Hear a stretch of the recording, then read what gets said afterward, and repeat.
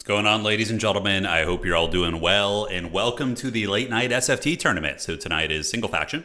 I'm going to be casting tonight, and I will try and find some Dark Elf games, though. I know the thumbnail was kind of exciting. I will play some Dark Elf soon, but today I'm resting my hands. I had to do a lot of stuff, so the old paws are a little bit sore. All right, what's cooking? What's going on? Yeah, I hope you're all doing well, and let's frickin' get it. All right. So we're going to be getting into our first game here in a moment. We're going to be doing some casting, and let's see who we have. All right, so we could do, that sounds like a fun one. So let's do, although that person's internet tends to lag. Let's do a boss toss game. Boss toss is always very, very fun to watch, so we will do that. All right, lobby code. Thank you. What's going on, guys? How you doing? Cast a Bretonia game. Just for you, William, for all of the effort you put in. I will see what I can do. But if you could actually, William, I assume you're in the Discord. If you can see if anybody's playing Bretonia tonight, I can try and stalk some of their matches. Hey, Mr. Mike, thank you for resubscribing, man. Hope you're doing well. Let's go indeed. Hell yeah. We're going to keep it rolling. All right, so we got our game here. So let's go in there, do this, and we're going to join up like so. Cool, so we got our first round match. Awesome. Going to do a little bit of admin work, and then we're going to get rolling. But yeah, life's good. The smoking hot wife is back in town, so I'm no longer some forlorn spirit wandering around the house. We have Sauron has come to his full form once again, which is good. Yeah, we're solid. Grandfather's blessings. I don't know if we have any Nurgle players tonight. There might be a couple. Mike, thank you so much, man. All right, so we need to get this player, their buy round. I always feel bad when there's a buy round, but you know, it is the nature of the beast. Someone's got to get it every now and then. Yeah. So what's been up with you guys, man? What's new? Here's a question I have for all of you homies hanging out in chat. How many of you guys have played the new Dune game, Dune Awakening? So it's like it looks like it's a Dune kind of Rust hybrid. I mean, or like the old Conan. Was it Conan Exiles was the game? I can't remember. Nobody's playing Bretonia. Oh no, William. I'm sorry, brother. I'm sorry. But have you guys played that? Would that be something that would be fun to do together? Like maybe we can find a server and we can make a Haggard Harkonnen guild or something. I don't know. Like I thought maybe that could be a really fun community event, or we could maybe make something of it. But I don't know. Let me know what you guys think. All right, so I've gotten pinged there. Looks good, and we are all set. All right. Outstanding. And there we go. All right, so the first match, ooh, this is a fun one. We got Boss Toss on Chaos Dwarves. Check that out. Oh, yeah. All right, so it's going to be Boss Toss on the Chowie, playing against Space Pope, who's going to be rocking the Sons of Sigmar. Oh, yeah, all right, let's get that. All right, so let's read some of the feedback, what you guys said. Yeah, it's like Conan Exiles, the Spice Calls. Conan Exiles is super haggard and super fun. Davok saying, I don't think it's really your thing, but maybe. Yeah, have you guys played it, though? A new power is rising. Dude, I've been so addicted to the Battle for Middle-earth game. Oh my god, it's so much fun. It's really just hearing the effects from the movies, the trilogy. You know, like when you build Saruman as a hero in Battle for Middle-earth, you get to like hear Christopher Lee's voice. And just those little things go so far. Very little PvP in Dune Awakening, mostly survival stuff. That's wild. I was hoping it would be more of like a a brutal experience, Davok. Like it would be a survival, but then with heavy PvP as well, like where you could just like, really showcase the brutality of Arrakis. But again, hardcore PvP games can scare people away sometimes, especially in a survival scenario. So yeah, we're gonna see how this goes. It's been fun. You've been trying to get your Ornithopter. Your Omnithopter is what it's called in that game. Ooh. Yeah, what's the PvP like in that game? Is it something that's, Davok mentioning in chat that is very, very minor, but is it something that you guys think could be fun? Been loving the Dual Guldur play. Yeah.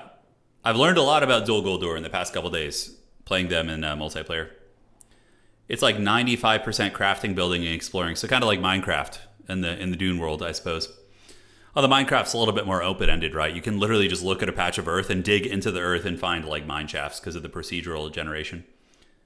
There are specific PvP areas. I bet you PvP is really, really sweaty in that game, right? It's got to be just like sweaty and a half.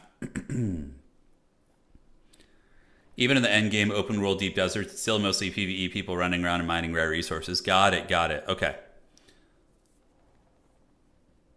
Yeah, I was like really envisioning the Dune game to have a situation where it's like you get like a big guilds of people fighting over resources and like you could attack other people's bases and destroy them and things like that. That to me is what sounded really interesting. Granted, that sounds interesting, but when you're like the newer player, you're usually the one getting squashed by the sweaty PvP people, right? Lagamas asking about Battle for Middle-earth. Is Dol Guldur or Harad more difficult? I don't know. Dol Guldur is a completely different playstyle than the other factions, so probably them. But Harad isn't as complicated now that I've played them a couple times off stream.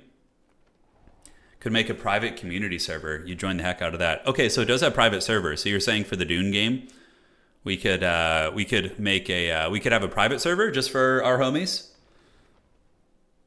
Yeah, that could be kind of fun. If it's anything like Conan Exiles, you'll have sweat lords controlling a lot of resources and killing everybody. Sounds right. Give it some weeks. Survival games get super sweaty. They do, for sure. Yeah, I mean, I played Rust back in the day, so I understand the suffering of playing a survival game and like mining and gathering resources. Because in Rust, you mine and gather resources for hours. You put it in your house, and then a bunch of sweats come in and they blow up your house and take all your resources, and then you're just like a hobo again, right? So there is that. All right. Hey, Strange, thank you for the donation. We're going to be playing Dawn of War Remastered. Oh, yes, we're going to be playing Dawn of War Remastered, 100%. All right, guys, 1 second here. Okay. Outstanding. And let's get it. So, ladies and gentlemen, welcome to Game 1 in tonight's tournament. It is going to be the Great Boss Toss. I believe playing the Chaos Dwarves. We're going to see when he loads in here in a second, but he was on the Dawizar. I don't think it was the other player playing them versus the Space Pope. Space Pope also a very strong player as well, so this is going to be very fun.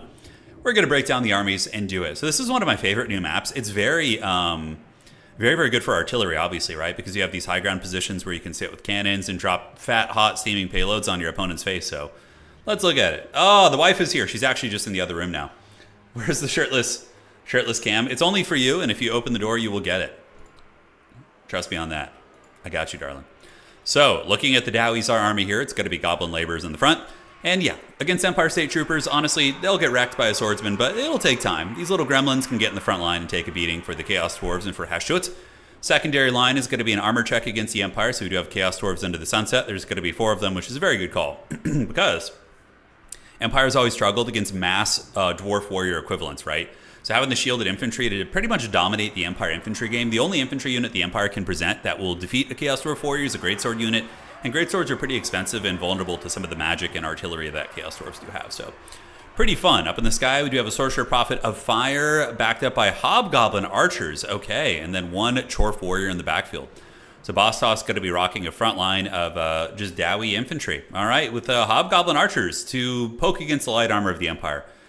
All right, so taking a look at this, ladies and gentlemen. Let's see what we got cooking here. We got Spearmen in the front. Hawkland Long Rifles, I love this. Because basically what's going to happen is it too early for the Dong?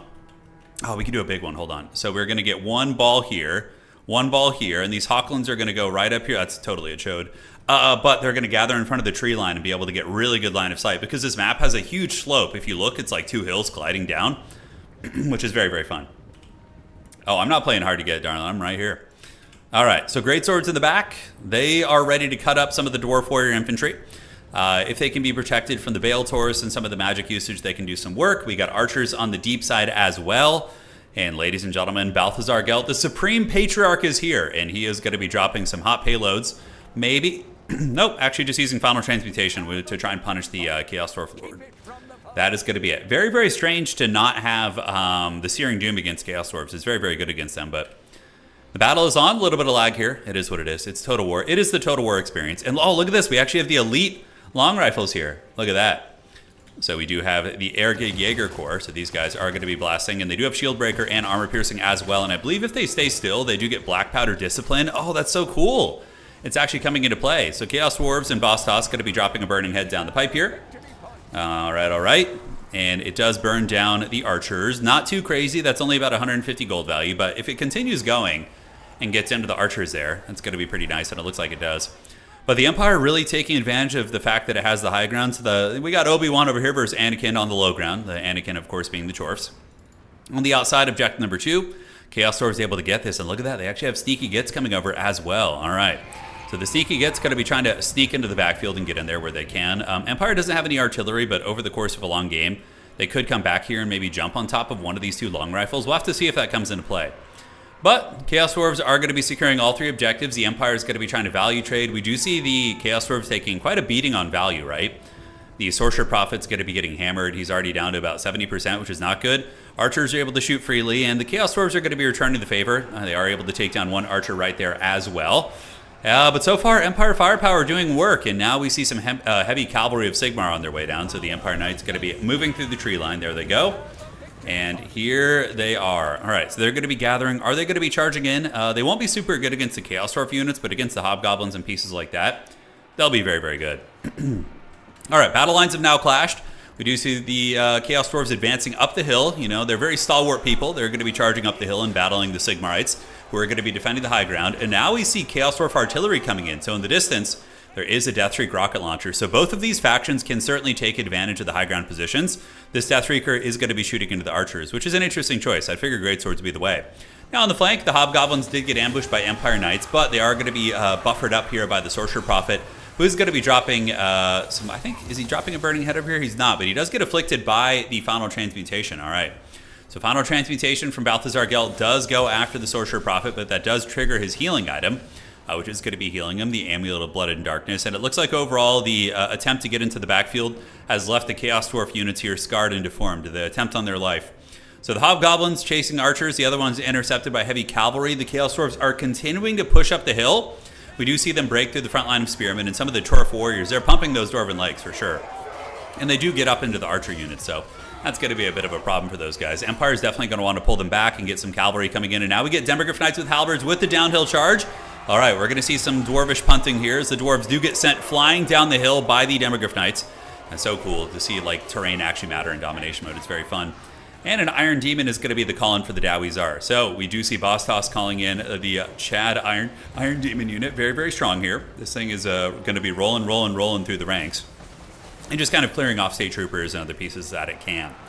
In the meantime, the Empire is able to overwhelm this side. They do get some greatswords and some spearmen to get this point. The greatswords, I think if you just hide the greatswords in the tree line right here, after you clear this point off, then they can just bounce out and deal with any of the capture weight that's going to be going on right there. All right, all right. Charging across is the Iron Demon, and so far the Chaos Dwarves are holding on to 2 points. They have Objective 2 and they have Objective... Oh, this map is actually bugged. There's 2 Objective 2s. That's kind of funny. Just in the tooltip. But look at the Empire firepower, right? This is beautiful stuff. We got 2 Hawk and Long Rifles, including the Airgate Jaeger Corps shooting out of the tree line, and the Iron Demon is really getting pounded. But before the Iron Demon does get put in the trash can, we get an unintentional cinematic slow-mo, and it is going to be running over some of the greatswords here. So, dude, the peer-to-peer thing is so freaking haggard.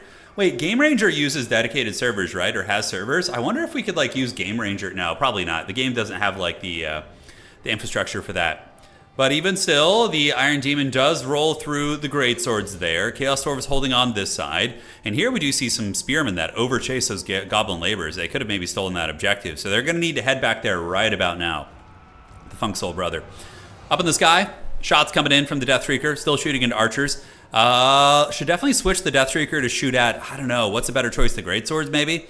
Greatsword still getting the business from the Iron Demon. Iron Demon really able to roll through those guys, doing quite a bit of work. Empire Knights, they see the Iron Demon and they're petrified by its mighty form, and it looks like they're going to be pausing for a second, maybe allowing the Hawk and Long Rifles to continue shooting. So we do see the Secret Agent Hawk and Long Rifles in the tree line here, putting really good shots into these units, as now the Deathstreaker has switched on top of the Greatswords, which is 100% what you want to be shooting right now, right? All right, so Iron Demon moving through. Side objective is owned by the Empire, but the Iron Demon may be going to be able to take this point. The Iron Demon is 3 capture weight, and the remaining Chorf Infantry and the Goblin Laborers here probably equate to as much capture weight, if not more, than that one Spearman unit. And here, Breath Attack coming in from the Bale Taurus, using the Brazen Bull Breath right there, as the Deathstreaker are going to be dropping it like it's hot on the Greatswords. And here comes the Giant Bull character. I have one of these in tabletop, a really, really fun unit to use. Toughness 7, one of the strongest monsters and toughest monsters actually in all of Warhammer Tabletop for Warhammer the Old World. So it's moving in. Now let's take a big inventory of the battlefield and assess the situation on all points. Objective number 2, firmly in the control of Sigmar. It looks like the Spearmen are going to be getting that. Objective number 2 here in the middle, the actual number 2, is going to be controlled by the Dowie Tsar. But there are Demogryph Knights, which are currently hunting down the Sorcerer Prophet, but the Chaos Dwarves have called in some heavy hitters, ladies and gentlemen. Look at that. So we do see the Infernal Guard Fireglaves, and on this map, this is like feasting for gun units. Honestly, both players are feeling the benefits of having the high ground, but these guys could be countered by the Hawk and Long Rifles in the back, depending on the situation. Look at that, beautiful fire as they just mow down the Demogryph Knights. Oh man, that's going to be a lot of damage. Let's look at the HP. Demis are taking huge casualties, and you could even use the Infernal Guard Fireglaves in melee to go after the Demogryph Knights if you wanted to, so totally could. All right, guys. On the other side, Hobgoblins coming in. Chaos Dwarves are holding on to the middle, but the Empire is resilient. And we do see Greatswords as well as Archers heading over to Objective 2 to try and grab that. Meanwhile, on the other side, this point is hotly contested, but currently is still owned by the Empire. But not for long, as the Iron Demon's going to be running over these poor State Troopers, and the Hobgoblins are going to come finish the job. Most likely, the Spearmen, having their ranks completely run over by Demonic Train, are going to be turning and running here in a moment. But high ground, we got some Archers as well as the remnants of the Hawk and Long Rifle Corps shooting into the Iron Demon here. It is sitting at about 600 HP. And the Airgig Jaeger Corps in the tree line of the Archers probably going to be able to put this thing in the trash can. It's trying to get away. The Dowie Tsar pilots adeptly maneuvering here, but another volley of firepower. There is 95 HP. We got to watch the cinematic explosion as it charges Last Samurai into the Archers and is taken down by the Empire Archers. I can tell you, these Archers were 100% sweating bullets. Oh, downhill cav charges are just so erect. Look at that. So the Demogryph Knights intercepted the Wolf Riders. Very, very clean stuff before they can get into the missile line. And the Demogryph Knight's going to give them the unholy business. All right. So, of course, Chaos Dwarves are very ahead on points. They've had multiple objectives for a long time. But the Empire is doing pretty well in the value trading. But the question is, are they going to be able to hold the points? Deathstreaker Rocket Launcher actually trying to get a Lord Snipe right now. So going after Balthazar Gelt, yeah, he's shaken and stirred. He has 2,000 HP, could be in a little bit of danger. We're going to see if it can get the pick on him. Probably not. But multiple units of Demis on the battlefield. We got 10 Demogryphs here. We got 32 right there. This objective is going to be going to the Empire. Objective number 2 here is going to the Empire. And the far side double objective is going to be held by the Empire as well. Hobgoblin Cutthroats will probably defeat a Spearman in combat, but if even like a couple Empire Knights get in the mix and help out there, not so much going to be the case. Yeah, Empire's definitely in a more of a commanding position overall. Chaos Dwarves are fighting on the back foot. Value difference is 9.5 against 5.6. That is a pretty substantial value difference right there, ladies and gentlemen. And we're going to see what the Dwarfs got. So Chaos Dwarves, what are they cooking with the value deficit? Lower quality units. They have Hobgoblins, a little bit of an Archer Corps here still shooting in. The Infernal Guard Fireglaves are caught in combat with chaff units, which is not what they want to be doing. Fighting here is really, really bad for them. Their combat stats against infantry units are pretty awful for the cost. They only have 29 melee attack here. I mean, they are tired, of course, but yeah, Spearmen should be able to hold them for a long time. And on the other side of the battlefield, the Sorcerer Prophet is maybe one thing that can get the Chaos Dwarves back in the game. The fact that the Empire has a Lord who isn't really like a bruiser, game changer in the late game, whereas the Chaos Dwarves have managed to keep the Sorcerer Prophet alive, there's a chance he's going to be able to get, a fair amount of routes here. He's going to be able to move in, run some units over. But Balthazar Gelt is coming over, yelling, oh, what is he casting here? Okay, he's trying to cast a spell. Oh, no, I think he just accidentally cast the Final Transmutation. What? Did he cast it on himself on accident? That is a colossal mistake. Can you even do that? What the hell? That was weird. It looks like he tried to cast something, or maybe, yeah, because that wasn't the Sorcerer Prophet. I think Homie just misclicked and kind of panicked there, but I don't think it's going to matter too much. I think the Empire's in a pretty good position now. They're rapidly catching up in points. They do have the Flagellants down in the low ground, as well as the Halberdiers. So the Sons of Sigmar are hanging in there. They do have one hobo goblin in here. He's trying to prison shank some of the boys on the way out. But the flagellants are like, I respect your game. I'm going to let you flee. But the archers, not so much. All right, so halberdiers sitting on the objective here. Demogryph Knights with halberds hanging out, and archers in the back are going to be preparing to tee off on whatever's coming in.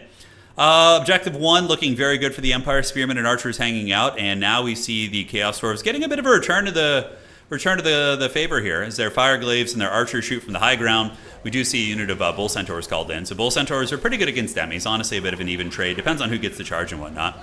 So those guys going to be hanging out there as another Death Streak rocket launcher. Oh, nice cinematic shot right there as the explosives go down, and we do see the flagellants getting blown apart with the halberdiers as well. Empire's going to be hiding its demogryphs and Empire Knights in the tree line. And big question, does the Empire still have its Hawkland long rifles? Yes. So up on the high ground, we do see one Hawkland here, one here. A little bit of ammo left, certainly enough to make a difference in the fights to come. Like, if those bull centaurs advance out of the trees, I mean, they're going to get hammered pretty good by the bull centaur, by the long rifles here. Dowies are holding on to the high ground objective number 3 technically here. Still being controlled by the Chaos Dwarves because of the presence of the Sorcerer Prophet. The Sorcerer Prophet has been absolutely big pimping over here. He's been hanging out. He's been doing his best. Yeah, I didn't even know you could do that. How he could cast it on himself? Yeah, he might have tried to alt press it when you tried to cast and then cast a spell on yourself. Got it. Okay. Something a little bit funky going on. All right, guys. Down here, we do see the archers shooting away. The archers, as well as the Airgate Jaeger Corps, advancing up. And we do see some hobo harass on the other side. It's going to be Bostos and desperately trying to fight his way back in the game. I mean, he still has the points lead, but he's only getting 1 victory tick and his opponent's getting 2. But if anybody can claw this game back, it's going to be a player like Bostos. He is an extremely high caliber player, one of the best consistent players we do have. And yeah, he could find a way. Hawk and long rifles, though, getting great value. Currently going to be sitting at 1,500 as they shoot into the hobgoblins. On the high ground, we got more spearmen coming in, and will the Dowies be able to get objective number 2? We do see them advancing up with a lot of capture weight right now, so we do see the fire glaives moving in, the remnants of the warriors, the hobgoblin archers. The bull centaur renders have also engaged as well, and even though they're not anti-infantry, they could still do fine, and it's going to be a burning head attempt coming in over here. And the Sorcerer Prophet getting a nice cook right there. Unfortunately for him, he only gets 1 unit, and probably going to send them running, to be honest. Negative 8 leadership. They see their homies get cooked by some demonic magic, and they're like, nope, I don't want any of that smoke. So Sorcerer Prophet is on the run, and the Death Freak rocket launcher has literally almost moved up onto the objective. I'm not sure why. Free Company Militia going to be trying to hold it down here. They got their pistols drawn for Sigmar. You got like the farmers and the commoners of the Empire forming a militia and getting ready to battle the Dowies. Some of them getting trampled by a bull on the way out. That's got to be fun. You guys, I'm sure, have seen the videos of the running of the bulls and seeing how gnarly that can be. So here, Demogryph Knights battling versus Bull Centaur Renders. It depends on who got the charge. Really, that's a big dictating factor in this particular engagement. But it is going to be 17 Demogryphs versus 15 Bull Centaurs. Bull Centaurs are stronger per model. You notice they have 16 models, so they have more HP and more damage per model than the Demis do. So in this situation, the Bull Centaurs probably win that, especially since there's Fire Glaives providing fire support. So Empire able to get in. Free Company Militia shooting into the Infernal Guard here. Swordsmen arriving. On the far side, we do actually see Bostos get that objective. So the Hobo Harass in tandem with the Chaos Dwarf Warriors and Hobgoblin Sneaky Gits were able to get the job done. And on the other side of the battlefield, though, when the Sorcerer Prophet abandoned this objective, the Empire was able to pull some swordsmen or spearmen, as well as these Empire Knights and get the job done. Final transmutation going down from Balthazar Gelt. He slaps it on the Bull Centaurs. A little bit of damage here, but really the Empire is in a commanding position. Having a 4,000 value lead almost, it's a little bit less than that, but still a very, very big value lead for the Sons of Sigmar. They were able to win most of the early trades pretty decisively against the Chaos Dwarves, and the Chaos Dwarves did not get enough of a points lead to really, really capitalize on the stuffing tactic. So that is one way people play domination mode, is you just throw as many units at your opponent as you can, at like tough units, and just trying to hold the objectives for as long as possible and sacrifice your army's value to take the tactical victory rather than, more so the domination victory or just crushing your opponent off the battlefield type situation. And the Empire still has its guns online here. Swordsmen on the way in. High ground's going to be the Airgate Jaeger Corps, so the elites of the Empire. They went back to camp. They replenished their ammunition, and they're going to be getting their powder discipline. This is so freaking cool looking. Seeing this like glorious Beastmen Valley, like this ambush map, and then having the Hawkland long rifle RORs like fighting in the woods in the Beastmen territory. Super fun flavor, but 3,000 value, and they're putting the hurt on these guys down here. If we do the little fancy zoom, you can see that many of these Bull Centaurs, a couple of them have been shot and taken down. There's one there. There's another one right there as well. And yeah, the Bull Centaur is not going to have a good time. They're going to get wasted by the Airgate Jaeger Corps, and they're going to be breaking here in a second. -5 leadership. And the mutants of Hashut are going to be fleeing, and they are not having a good time. Couple hobo goblins charging into the Empire Knights. Still not going to have a good time with them. The objective, Empire is holding it. Burning Head going down from boss toss. Objective number 2 looking pretty good for the Empire. And the far side objective here is also starting to flip into the hands of the Sigmar Knights. As you know, when you have a big value lead like this, you start to really see it develop on the battlefield, right? You're going to be getting just more units all over the place. Your opponent is going to be having to desperately call units in to just keep the value trading even, while you can afford to have excess units and go and pressure the objectives. That's one of the big values, of course, of playing that way, right? So objective Uno, Chaos Dwarf controlled. Objective Dos is going to be also maybe flipping here. It looks like the Chaos Dwarf's fighting tooth and nail to get this one back. And the Sorcerer Prophet, does he have any magic left? Yeah, he's here with some of the hobgoblins. Oh, this is really unfortunate for the Empire. Space Pope has these swordsmen way too close to the edge of the map, which means the edge of the map is right here. So if you terror out these guys, they're just going to be instantly giving 300 gold to the Dowie Czar. So will they move to the edge? Will they get terror routed? Probably here in a second once they take a little bit more damage. Spearman's still holding out over here, and honestly, the swordsmen aren't doing badly fighting back against the hobgoblins. Not really going to do much damage against the Sorcerer Prophet, that's for sure. But man, these are some of the most stalwart state troopers I've seen. Look at that. They're just holding. They didn't hear no bell. They're battling like a giant demon bull beast all by themselves in the dark woods. And they're actually driving back some of the cavalry. That is absolutely hilarious.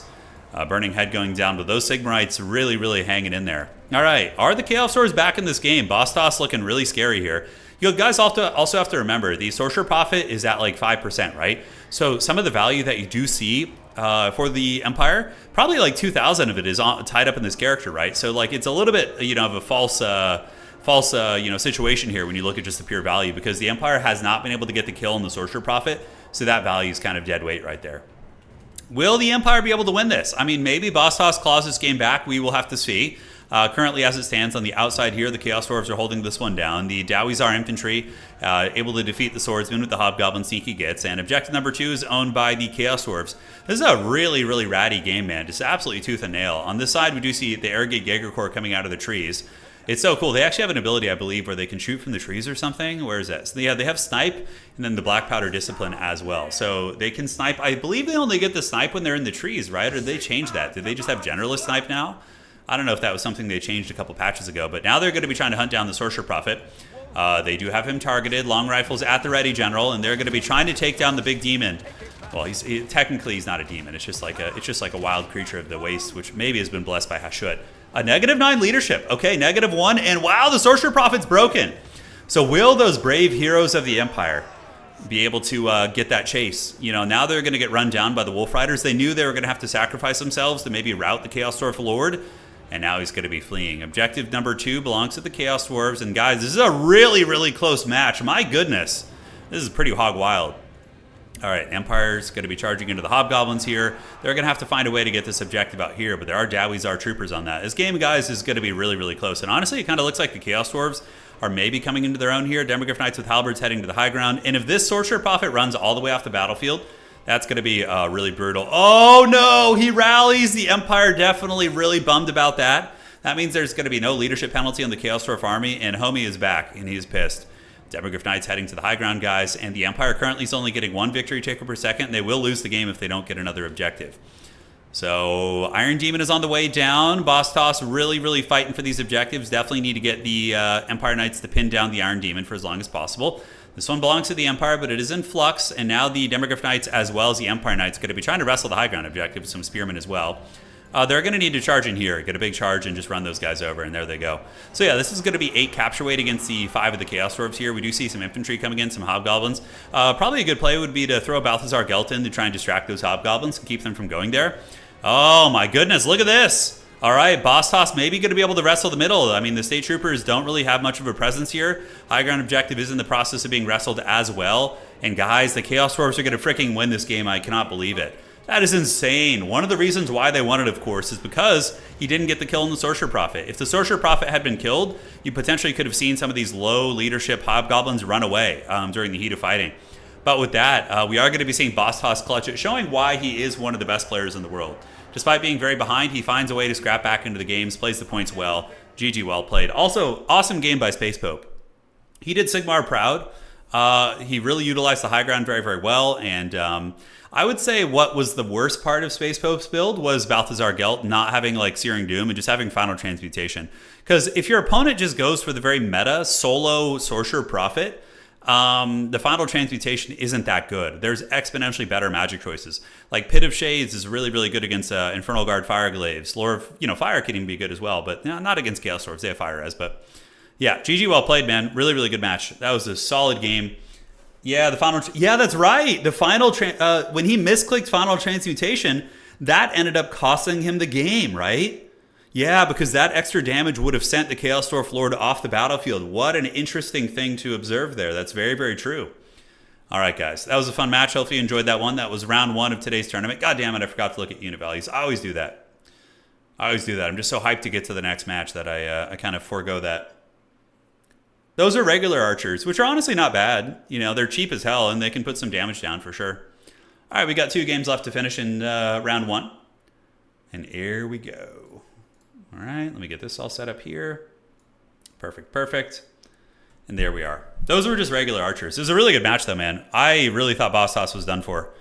100% thought he was done for. All right, let's take a look at the tournament real quick, shall we, my friends? All right, so let's do this. Go to this, and here we are. All right. So yeah, rounds are done. We do have Cartfish defeating Claw, Danikin defeating Apostate, Oishi defeating Empire for Hire, Scrambled Egg defeating Beaver, Maximilian defeating B6, Christopher versus Oso, Bob versus Lord Shaftesbury, Hitman Hippo defeating Champ, Blake and Killian, the Rat King and Jack, and Bastos and Space Pope just finished. Okay, so we only have this game left to go, and then we're going to be in the next match. Hey, what's going on, Lich Lord? How you doing? How are you doing? I love when combined arms factions fight each other. It's really fun, yeah. When you get like cavalry, powder units, artillery, it's always, I think, a lot of fun. I agree with you guys. Okay, we all set up here. We are perfect. So what's cracking, guys? You guys been what games you guys been playing? What have been your jams? Have any of you guys been diving into the Battle for Middle Earth 2, the Age of the Ring, and joining us in Middle Earth? What about Old World?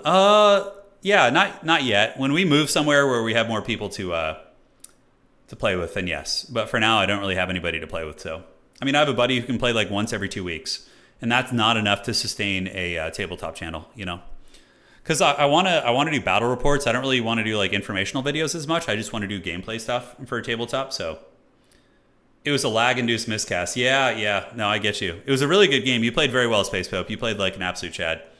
Hey, Bob, thank you, man. All right, I'm going to advance the next round here. Okay. And here we go. So now we're going to advance the Swiss. What's way more fun, Project Spartan? What game are you talking about? Are you talking about Old World? It's the exact same rule set as when I played it. They haven't updated the rules or anything, so... I do want to play Trench Crusade. I'm actually interested in that, yeah. Oh, no, Space Pope, and then you get the buy round. Oh, I'm too weak. I'm too weak, Anakin. Sorry, brother. It's just the roll of the dice. If somebody drops, we'll get you an opponent. All right, so round 2 is live. Let me find the homies and announce that here. Round 2. All right, so we got round 2 here. I'm going to give Space Pope his buy round point. And there we are. Yeah, the buy rounds it's always unfortunate. What can you do? What can you do? You've been playing a lot of Dawn of War. Dawn of War is really fun. Yeah, Dawn of War 2 I've been having a blast with. I haven't played the original. It will happen, though, when the remaster eventually comes out, obviously. It's not double elim, it's single elim. Oh, it's Swiss. So you play 4 rounds of regulation. And then the top 4 players will then go to the semifinals and grand finals, which then become single elimination. All good. Gives me time to grab some lunch. Where do you live, Space Pope? That you're getting lunch right now. Certainly not in Europe, right? Or here in the States. The Senate must decide his fate. Yeah. All right. So, Max, we're going to see if you actually fix your internet. We're going to find out right now. Lobby code. So we have Danikin, who I believe is a Dark Elf player. Yeah, we're gonna see what we can do. He lives in space. That makes sense. So a buy round means that you have a certain number of players, which there's an uneven amount of players, so somebody gets a free win for a round, basically. Yeah. Oh, you're Australian. Okay, got it. Lobby code, please. And here we are. Welcome, ladies and gentlemen. Hope you're all doing well. We got the lobby code of the gods from Maximilian. He is one of our resident Vampire Count players, and Vampire counts are totally open tonight, so maybe he will be playing them. The lobby is called Ratatouille, which is pretty funny. Yeah, Dan's the Dark Elf player. Right on. Let's see what he's doing. Let's see if it's a Dark Elf versus Vampire. Oh, no. It's Demons of Chaos versus Vampire counts. Interesting. Okay. So I am in. Cue the 1990s hacker music. I'm in. But it is going to be Demons of Chaos versus the Vampire counts. I can't help but think this is very favored for Demons of Chaos. I feel like they have a ton of good tools against Vampire counts. You probably have to go for a Von Karstein Lord with Storm of the Night. Otherwise, you're just going to die to the Changebringers. Changebringers flying over a Vampire count army and just dropping steaming hot payloads on their faces is not fun. Player said to jump ahead. Oh, no. Yeah, that's what it is. Dan is your goat. All right, let's see what's up. Yeah, Necrons are one of the Xenos factions I would be interested in tabletop, simply because of how easy they are to paint. It's like, man, they're so simplistic. It's like just spray paint silver, dry brush something, wash them, whatever. It's so easy.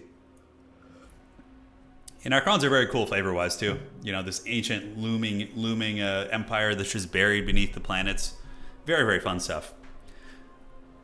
Would I reduce burning head damage? I think they need to buff buffing spells and make buffing spells last way longer.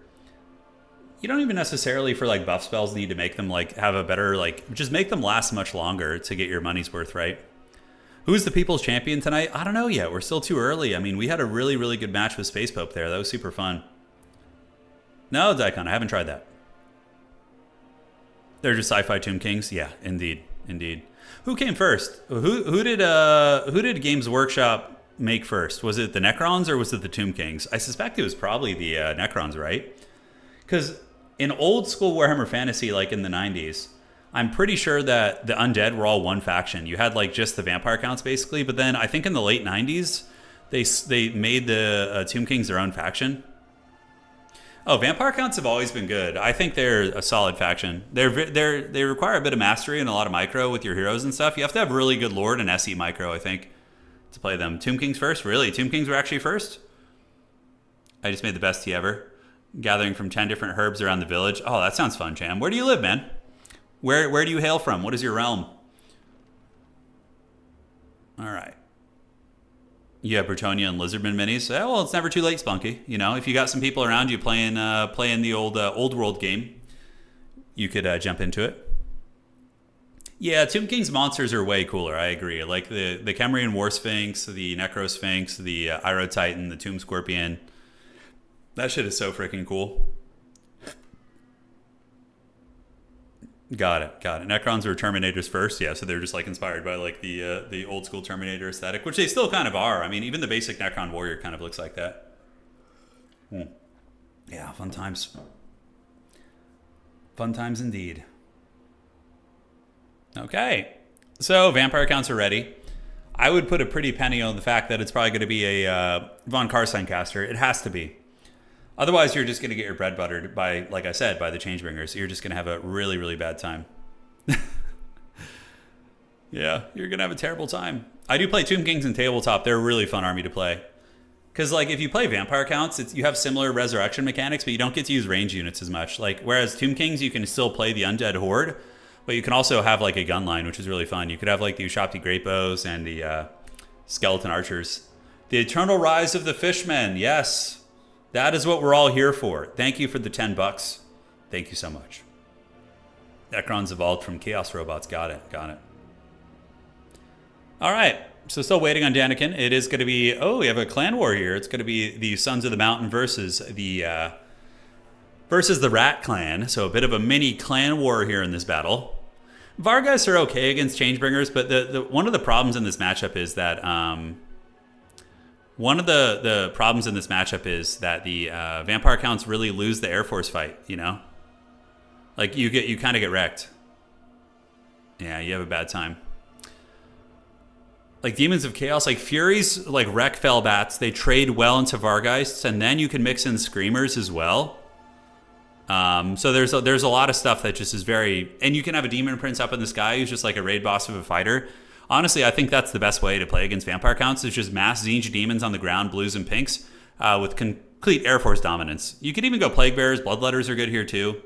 Any tips for a noob playing Nurgle faction? Yeah, so Toasted, go to YouTube and type in Turin Nurgle Guide. I recorded an hour-long video about how to play Nurgle, giving you builds for every single faction. So that's like one of the few factions I've actually made a guide on is Nurgle. So yeah, it's kind of like a bit of a podcast. We just talk about it, but I also give you builds for every single matchup. So there is that. There is that indeed. Yeah, you could do like you could do the Flying Vampire Monster Squad. That's not a bad idea with Fate of Buna as well, but I think you need Storm of the Night. Like, I would probably go with a Von Karstein Lord and a Hellsteed, a Terrorgeist, 2 Fellbats, and maybe a second Vampire with just like Fate of Buna or something. I don't know. It's hard. You're welcome, Toasted. You're welcome, man. Yeah, I'm one of the few Nurgle mains out there. There's a couple. There's a handful of us. Nurgle isn't like as unpopular as Grand Cathay, that's for damn sure, but they're not the most popular. Move over Asmongold. Yeah. The true Lord of Nurgle. Yeah. We talked about that on the previous stream. He really embodies the Nurgle energy. Like I saw a clip of one of his streams where there was a roach jumping off his like body during the stream. He's got like a white t-shirt on and there's a roach that climbs on him and and like legit, like he gets the roach off his shirt and like takes it outside. It's a real roach too. It's not fake. What's your biggest hope for the next DLC? High Elf Resurgence, Slaanesh balance. Yeah, I just want to see Slaanesh be balanced. Yeah, that's a big thing for me. Was it Papa Roach? Dude, I love Papa Roach. Oh, they had some great songs. Okay, so look at this. The Demons of Chaos player guys really, really subverting the expectations here by going for a very heavy ground force and really not even playing this guy at all. You guys can look up the clip. Yeah, if you go to YouTube and type in Asmongold Roach, there's like a clip of him on his stream and there's like a roach climbing on him. And then it jumps off him or he grabs it. I can't quite remember. All right, guys. So, ladies and gentlemen, the Roach King and the Rat King. Oh my God. Yeah. Time to burn down the internet. Yeah, I know. It is what it is. Ladies and gentlemen of the old world, I hope you're all doing well and welcome to round 2 of tonight's tournament. It is going to be Danikentrop with a very Nurgle-y army, so not going to be actually playing an Air Force at all, which is going to force his opponent to potentially go a little bit more hardcore in the paint into the Air Force. Yeah, I like that. So he's got Plague Bearers with Exalted Plague Bearers, the Festering Stooges, which are really good against vampires. They can endure and fight pretty much anything on the roster, and their grenades are very good against these single entities, so like Mortis Engines, Corpse Carts, all that kind of good stuff as well. We do also have the Blood Reaper, and what is he going to be doing? So the Blood Reaper is a counter against Graveguard probably, and he does have the Locus of Abjuration. Oh, interesting. So nearby allies are going to be getting 65% magic resistance. Wow, that is actually pretty gangster. I don't hate that at all. And now, of course, it is going to be the Exalted Great and Clean one. I'm actually painting one in tabletop right now. I have one in the garage. Let me see how he's actually painted. Okay, so I'm taking some notes. Yeah, okay, so that makes some sense to me. Okay, so yeah, I'm actually painting like this exact model in tabletop right now. So I was taking some notes there. So very Nurgle army, and in the sky, we do have the Angels of Decay. Now, the Angels of Decay are going to have a horrific time because they're going to get afflicted by the Storm of the Night, and they're going to get killed by these Air Force units if they don't run and hide. What you need to do at this point probably is just hide them amongst your infantry and just sit on the ground. Obviously, the Vampire Counts are really, really afraid of Changebringers. We do see the Von Karstein Lord with Storm of the Night, Raised Dead, Von Hells, and Invocation. We have 2 units of Terror Gooses coming in as well. And now Storm of the Night's going to be active. And this is where you have to land on the ground or you're going to have a bad time. But look at that. The Locus of Abjuration giving the magic resist. So it's going to be mitigating much of the damage coming in from that guy right there. Okay, so wait a second. Is Daniken such a mind game player that they are trying to bait out the Storm of the Nights before calling in the Changebringers and the more heavy hitters? We do get some Chaos Furies of Khorne fighting up here in the sky, but they're going to get wrecked. I mean, 2 Gooses. This is quite literally like 6,000 gold worth of units fighting 500,000 or 500 gold worth of units. But the Unholy Hand Grenades on the ground are shooting, and we do also see the Unholy Hand Grenades over here launching a volley as well. They do end up missing. The Goose is able to juke them, and the rest of the Vampire Count army is going to be zombies, double Corpse Cart, one of the Balefire to give fire and magic damage as well as a regular one, and Vargheists. So Vampire Counts really leaning into the Air Force fight. 2 units of heroic units down here. It's going to be the White Kings, very, very good with Scab's Graith, a great ability to use down the line of these units. So Air Force fighting continues, but I can't help feel that Daniken is making some mistakes. and basically giving a lot of units, although that grenade really makes up for it. Okay, so that grenade coming in from the Festering Stooges basically just gave the value that they were looking for here. In the back, Angels of Decay are still going to be throwing in, so they are able to get their Unholy Hand Grenades. And now we start to see the Vampire Count Air Force start to actually take some damage, but you really need to get Screamers. The Furies are going to get ripped apart just over and over, but if you bring Screamers in, they're going to be able to fight off these flying units and do pretty well for you. On the other side, there is going to be a Chaos Fury of Khorne using the Curse of the Leper. I love that. So look at the Vargeist getting wrecked. Oh man, that's so cool. So Curse of the Leper is a damage reflection ability that also gives armor, and we do see a responsive Von Hells and Dance Kebab on these guys too, to try and keep the Vargeist from crumbling down there. Unholy Hand Grenades from the low ground are able to shoot in. They do nail the Vargeist in the back. Vargeist are critical binding, but the Nurgle army on the ground is going to be moving in and getting ready to fight over objective number 1 here. So Plague Bearers will crush zombies. The Mortis Engine Great Unclean One will be able to handle all the Vampiric Infantry and also deal with the White Kings. The only way the Vampires can really effectively deal with the Great Unclean One is probably with their Gooses. But I mean, the Air Force fight is going favored for the Vampire counts, but it's not like completely one-sided, right? We do see Angels of Decay getting killed back here. This is a huge, huge grab for Maximilianer. He's able to get the Storm of the Night, lock down the Angels of Decay, and really, really live his best life.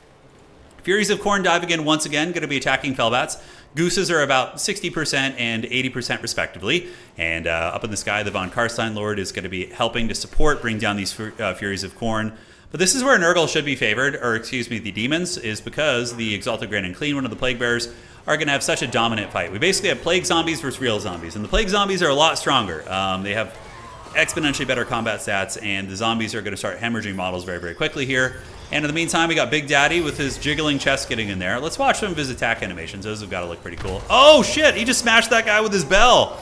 Okay, I haven't seen that one before. And then he stomps over him right there. That's a pretty cool animation. Stream of Corruption from the Exalted Great Unclean One, able to hit both the zombie units. Mortis Engine effect is going to be draining everybody. Vampire counts stacking up Cryptors. Cryptors are really nice because they have a low model count, so they don't really care about Mortis Engine effects. And on the backside, what do we have? We do have the Air Force fight continuing. The Demons are just throwing waves and waves of Furies here. I don't know if this is worth it. I mean, they are killing a little bit, but without the Screamers and the anti-large fighters up in the sky, I just feel like they're feeding the Vampire count so much value here. So we'll kind of keep tabs on that and see if it ends up making a difference. I mean, the silver lining of this situation back here is the fact that, you know, they are keeping the Vampire Lords out of the fight. The Vampire Lords are fighting back there. They're not engaged up with the main line fighting. So there is that. That is one thing that is going down right there. All right, guys. Back towards objective number 1. What do we have here? We do see... yeah, the Nurgle monster is holding. He's taking a little bit of damage, though. Of course, one Fleshy Abundance is going to be able to top him off. The Blood Reaper is helping. Plague Bearers and Exalted Plague Bearers holding that objective very, very comfortably. And, you know, the win condition for the Demons of Chaos, it's basically like he's playing Nurgle right now. He's just going to hang out right here. But double breath attack coming in from the Shriekers. Able to nail that Exalted Great Unclean One. So he's having a really, really bad time. He's going to be swinging that bell, bonking some people in the head, and dropping some sort of a heal on himself soon, I would imagine. There was some magic going down there. I'm not sure what it was. Khorne Furies are on their way back in. Khorne Furies are quite good against zombies. You could honestly use them to go rip apart some zombies over here just for free value. But the double Gooses are going to be moving in, ladies and gentlemen. And now that the Angels of Decay are gone and many of the other kind of big, heavy flying support pieces, the Exalted Great and Clean One's going to be in trouble. He's at 6,000 value. I mean, he might be able to fight these Gooses off. We'll have to see. He does have the buffering of the Festering Stooges, which are quite strong. And the Khorne Furies actually go after the Vampire Lord.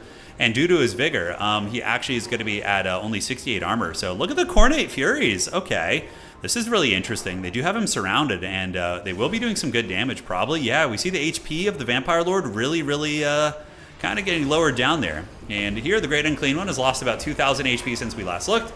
And very, very nice play by Maximilianer, calling in the Black Knights, and they are able to get a beautiful charge on those guys there. So we do see the flying red Khorne beasts are dragged down to the mud. How much HP damage did they get? Not that much. They only did about 400 damage there, so not too crazy. The geese are back up in the sky. We do have the 2 Terrorgeists, and those breath attacks are going to be really nasty. The Nurgle infantry being very, very dominant here. Now we get Changebringers being called in, but like they're just going to get wrecked. Yeah, all right. So Changebringers doing some cooking, able to do great damage against the Cryptors, but with the with this, yeah, the Storm of the Night's going to be brutal. It lasts a long time. Another 10 seconds left. The Gooses have been able to close the distance, and those Gooses are they're gonna cook them, man. They're gonna give them the business pretty good. All right, so charging on in there, we do see the Terrorgeists ripping apart the Changebringers. I don't know why Daniken hasn't brought the freaking anti-large Screamers. Like, it seems like, I don't know if they're newer to Demons. I mean, I don't think they are. But you really, really need to see some freaking some sauce there, some anti-large fighting up in the sky. Is there a Fleshy Abundance, or did they not bring it? Let's see. So, oh shit, there's no Fleshy Abundance. He went with Spell Spam, which is designed to heal the entire army, but you got to bring Fleshy Abundance. Oh, dude, I love the Sumo. The Sumo Great Unclean One is one of the coolest things ever. All right, so he's going to get blasted by the Gooses again, and on the backside, the Von Karstein Lord is chasing down the Furies. Meanwhile, Changebringers do get a good volley right there, but I think the Vampire counts are starting to take over this game, guys. It's not looking super good. Objective number 1 is owned, of course, by the Demons of Chaos, but when the Gooses and the other vampiric elements are able to drag down the Great Unclean One, he's not Kugath, right? Kugath has like 4,000 more HP than this guy, and it's just unholy in terms of stats. But, I mean, Screamers aren't amazing, yeah, I agree, but they would be better than calling in the Furies against those guys, I think. You really think so, Space Pope? I don't know. I think that the Screamers would make more of a difference here. Like, Screamers and Furies, I feel, can take on most of those guys. Yep, Great Unclean One is down for the count, and now the Vampires have complete aerial dominance. We see one Fury unit being hunted, and it is going to be ripped apart by the by probably just the Vargeist and these different units here. Although Changebringers do arrive, and they get a really nice volley. I mean, that's such a big thing in this matchup. Really, the Vampire counts have to dedicate all their resources to shutting down Changebringers. If they don't, they just kind of lose the game there. So, on the other side, how are we looking here? We do see the old Chaos Furies of Khorne getting ripped up by the massive amount of Fellbats here. Although, are there 2 Furies here? There are. Yeah, Fellbats are hanging in there like a champ. With the Von Chadstein Lord, as well as the Terragoose, they're able to get it done. Pulling on back, we do see more Furies charging in, and they are going to be battling this unit here. We'll see what kind of damage they do. They do get a surround. A little bit of HP starts to diminish off those guys as well. And it's only a matter of time. I mean, Vampires have a triple cap, guys. Unless there's a big blunder and the Changebringers are allowed to, like, cook the Von Karstein Lord down. We do see this objective also went to the Vampire count, so despite having the good quality Nurgle infantry, that is going to be a victory for the Children of the Night. GG, well played. All right, guys, that was a fun match. The Great Unclean One was very Chad. You know, Daniken's build was a little bit off. If you're going to be going into like a Nurgle-style ground-based army, you do not want to bring the Angels of Decay unsupported and alone against somebody who's going to be fully expecting Changebringers, right? So every Vampire count player and their dog and their hamster and their third cousin is going to be bringing anti-air en masse to try and deal with Changebringers. So if you bring an unsupported, 1,800 gold unit in the air, you're going to be just giving your opponent value, basically. So, all right. GG well played, guys. GG well played. It was a fun match. Very good preparation from Maximilianer, and a nice attempt by Daniken as well. All right, guys, let's get back here. Yeah, it was a fun little Air Force fight. It was indeed. And one sec, guys. Just going to change this real quick here. Perfect. Memento. And here we go. All right, guys. I'm all set now. The Furies were too limp to deal with the air units. Yeah, it was a little bit rough. One sec, guys. Okay. Just fixing my old mouse pad here. I'm trying to use a new mouse pad today. There we go. Okay. That's perfect. Dan playing Nurgle and not Dark Elves makes me worried about the thumbnail. It's just kind of a general thumbnail. Nothing too crazy here. I don't know if we're going to see Dark Elves tonight. I actually thought we would when I saw some of the people signed up, but worst case, I can always play some Dark Elves in the free-for-all at the very end, which will be fun. Okay, so checking the tournament right now to see if we're on our way to round 3. Are we? Still got a handful of games going, so we got a little bit of time, guys. Some friendly fire from the grenades, maybe a little bit. Yeah, I didn't get a good look at that. I was kind of looking all over the map, but there could have very well been. Man, it's been a while since we've gotten an update for this game, right? I feel like it's been ages. Has this cycle of like waiting for DLC and updates been the longest we've had in a while, or is my brain playing tricks on me? I feel like it's been a long time. Yeah, Dark Elves are an interesting faction. They have like, if we look at them as a faction, let's see. Okay, where are they? Where art thou, Dark Elves? They have a fair amount of viable lore choices, like Malekith is good, Morathi is good, Crone Hellebron's very niche, Malice is good, Supreme Sorceresses are good, Rakarth sucks, Lokir kind of sucks. The High Beastmaster is actually good because he has a built-in Tormentor sword. Dreadlords see a little bit of action as well. Yeah, it's been a long time, right? Okay, I'm not crazy. I feel like we've been waiting a long time. Bloodthirsters are all right, King. They're not amazing. Yeah, they see some very fringe play. Most of the Dark Elf roster, though, has been active. Like, we've been seeing Dark Elves use most of the roster, with the exception of like probably Charybdis and Hydra. Those things are just not good. How many funds do you use for 2v2? For 2v2, it's just kind of random. It's whatever people feel like doing. It's not really a format that people play competitively at all. So, yeah. You don't see that too often. All right. Let's refresh this and see if we're ready for the next round. Thank you guys so much for joining tonight. It's been a fun little run so far as we've gotten through our first 2 matches. And we still have a handful to finish. All right, so we got some time. Yeah, I don't know. I've been pushing for dedicated servers with Creative Assembly for a long time, like for years. Literally every chance I get. Every time I get a chance to meet with somebody from the company, whether it be like for an Everchosen kind of event, you know, we've done some official Creative Assembly events. I always complain about dedicated servers. I don't know. You know, like maybe we'll get it for future titles, whatever they do in the future. But for Total War Warhammer 3, I don't think it's ever going to happen. But God, how good would that be? Imagine, right? I mean, there's a lot of studios that do that, right? Like that are much smaller than Creative Assembly and Sega that are able to get dedicated servers. Like, doesn't it like Relic with their like, you know, much smaller games? How many people play? I wonder how many Company of Heroes 3 matches are played in a single day. It's not like they don't have the player count or the revenue, right? Right.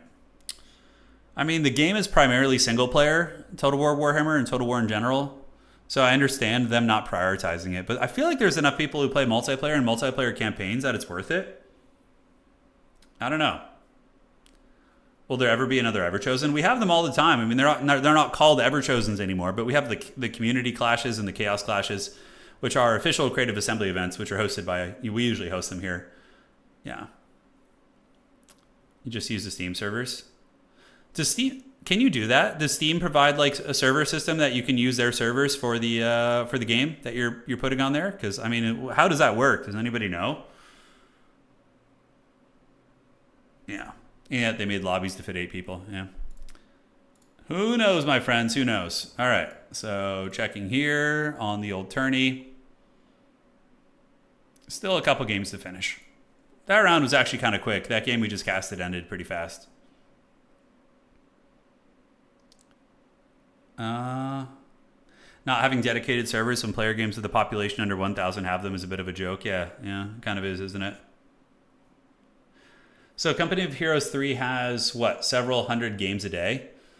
It's got to be more than that, right? Or is that just it? So if Company of Heroes has like 300 games made a day, like Total War, the last time I saw the data for Total War Quick Battles, even for Total War Warhammer Quick Battles, okay, which are absolute dog shit because of how terrible matchmaking is. There's no elo, there's like ways to cheese, all sorts of crap. You can instantly dodge everybody you don't want to play. No leaderboard. Last I saw, there was like around, if you combine Domination, Land Battle, and Conquest, there was something like 2,000 matches being played a day, which is actually really good if you consider it. That's more than a lot of other RTS games have, right? It was a lot. Yeah. So, I don't know. I would love to see it. I would love to see it. Maybe it's like a development thing. Maybe like the way the game is made just doesn't work with dedicated servers. I suspect maybe that could be part of it. Oh, God, it'd be so nice. It would be so nice. If the lack of support from multiplayer, let's see here. I'm ready. Yeah, it's a strange one, though. But there's still a lot of games played per day in Total War, so... There are quite a few, my friends. There are quite a few. Okay, let's refresh this.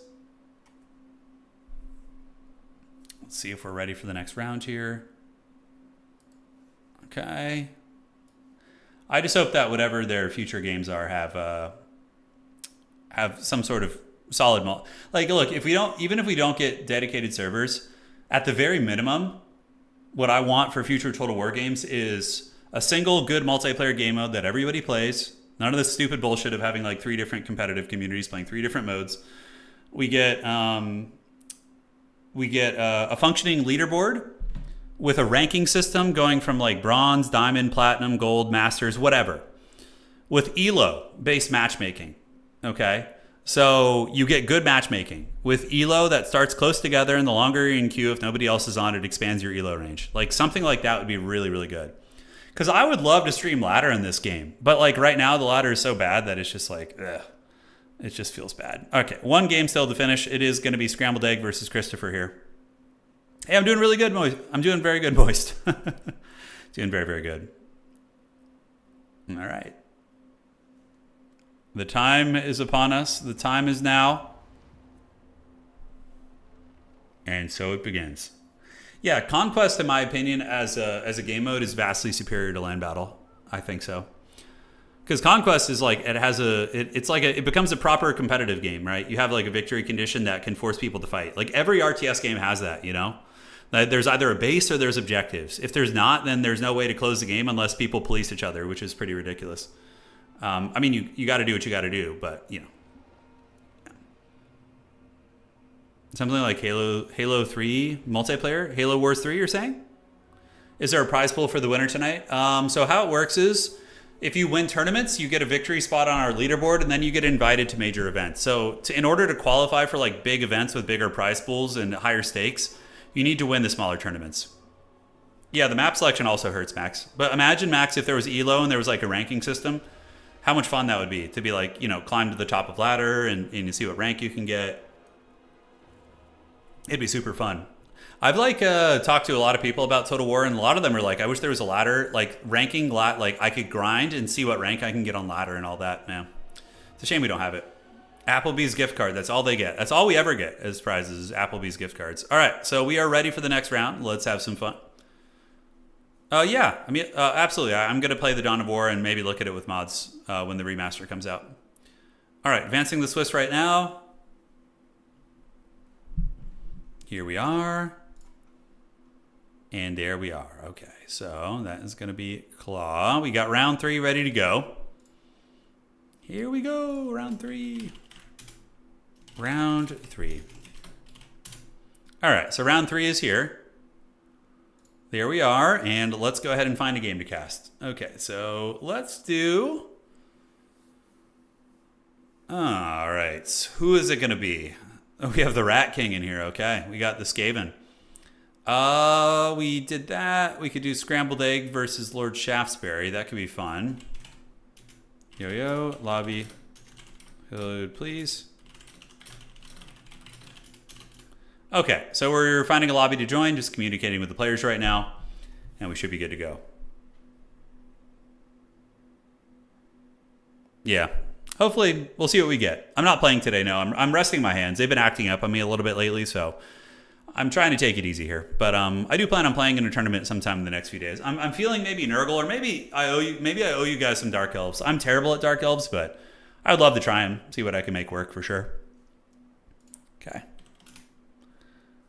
Alrighty. So check with the players, and let's see. Scrambled Egg Special, a very, very fun player to watch. We're going to get into their lobby, and the join code says invalid. All right. There we go. That one should work. It's just failed to join again. So it's got to be one of the ones with spec slots in it. Is it Beaver? It could be Beaver. Nope, that is actually a guy named Beaver. He had a spec slot open. Let's refresh this. We must track them down. Come on. Where'd all the lobbies go? There we go. All right. Nurgle's perfectly waxed. Wow, that's quite a name right there. That's quite a name. Okay. So getting the lobby code from these gentlemen here. Let's see if this one works. Huh, it's weird. I don't know why it says failed to join. Okay. So Scrambled has given us a new lobby. We've been blessed with the goodness here. Game is full, and there we are. Okay. Let's get it, man. Let's have some fun. It's going to be Lizardman versus Zinch. It's a fun matchup, actually. I'm curious to see what Zinch is going to be doing. We might actually be playing in the Brave Valley. I don't think so, but I'm going to go grab some water. Did you see the new Age of Mythology? Yeah, I did know LOC. When that comes out, we'll definitely revisit that game. It's not a game that I'm like, I really like Age of Mythology, but it's not a game I'm like so fired up that I want to play it all the time. But whenever something, new comes along for it, we'll definitely go check it out. Maybe host a couple tournaments, do things like that. So that'll be very fun. All right, guys, I'm going to go refill my water for this next match, and I want to thank you all for joining. GG's.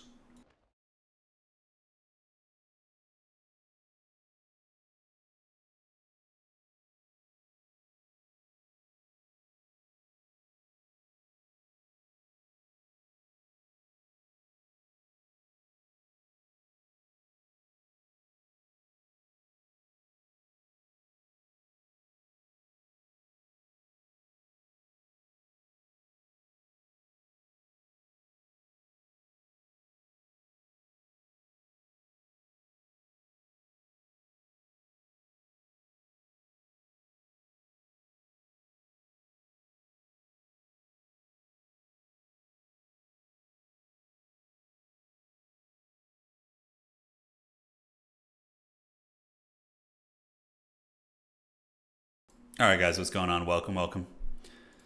So, yeah, we got Lizardman versus Inch.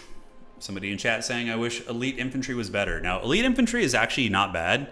It's just something you have to be more careful with, right? But yeah, some factions can make Elite Infantry work very well. What's up, Jackson? You love the stream? Well, hey, man. Thank you for joining. Hope you're having fun. So it's going to be the Womb of Sorrow, which is a map designed by the Space Pope. It's a pretty flat map.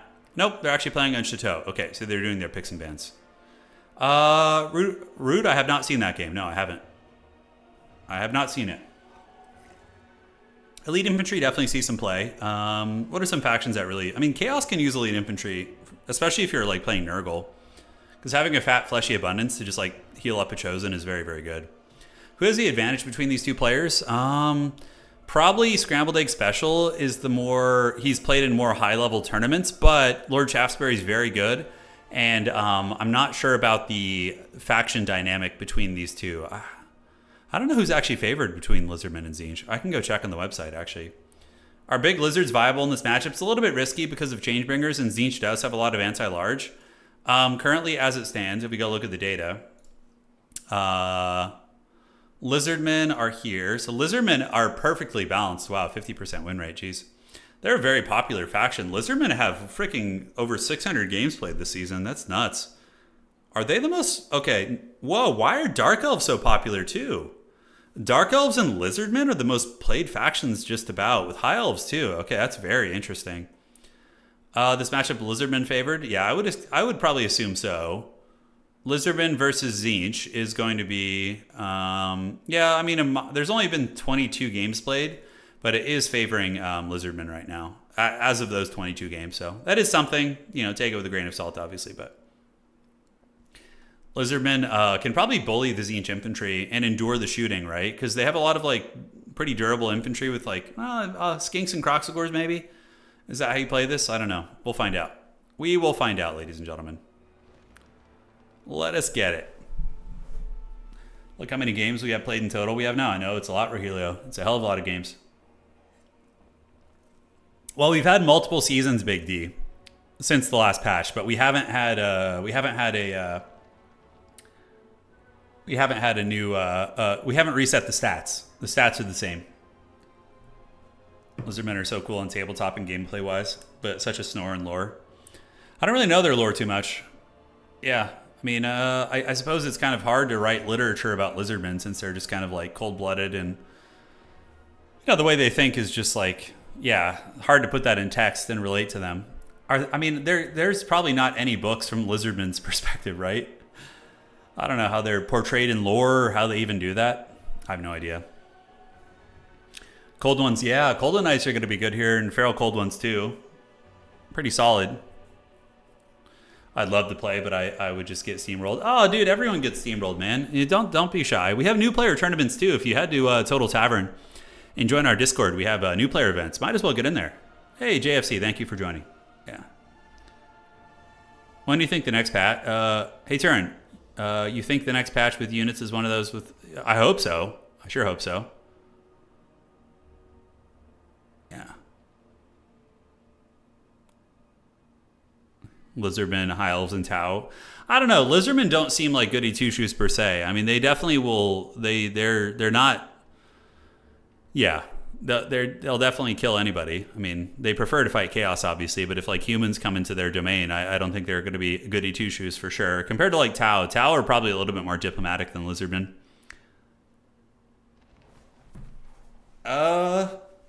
So somebody in chat saying I downloaded the Age of the Ring. I don't know why I was expecting a Hobbit faction. They do exist. Play Rivendell. Rivendell has all the Hobbit units, and there's a couple of Hobbits on other factions too. So like Gondor can build a Hobbit, Rohan can build a Hobbit.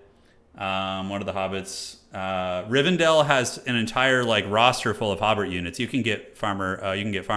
Maggot. You can get Fatty Bulger. You get to build like 4 or 5 different Hobbit units. So you absolutely can play the Hobbits in that if you want to. But you know, you get Elves late game. Yeah, they're part of Rivendell, the Shire folk. Right. Right. Yeah, that's fun stuff, man. All right, guys. So this battle will be starting soon. We just mentioned Rivendell, and freaking Davok appears from the shadows, the Shire King himself. Yeah. Tom Bombadil's in the game too. Yeah, he is the ultimate ability for one of the Elvish factions. I can't remember which one. But Tom Bombadil can call in all sorts of stuff. I believe he just like bounces around and sings songs and does damage and buffs your units. He's like a really, really strong ability. Dude, I love freaking the Battle for Middle-earth. I plan on hosting a tournament soon. Like, we'll have an open tournament, but we're also going to have a closed one, where just like a showcase one. So I'm going to grab a couple of my buddies who I know have good connections, and we'll have like a little mini faction war or something, which will be very, very fun. Yeah, so we'll see what's cooking. We will see what's cooking. War of the Ring. Oh, I didn't play that one, General. I didn't. I'm usually the type who's played most of those old school games, but I have not played that one. Yeah, I've not played it. Okay, no ready up yet. These guys are really building the sweaty builds. And, you know, for Total War, it's, let's check here. Yeah.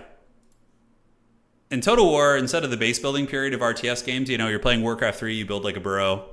You build your Altar of Storms, you build your War Mill, your barracks, right? In this game, you basically just build your army and then fight.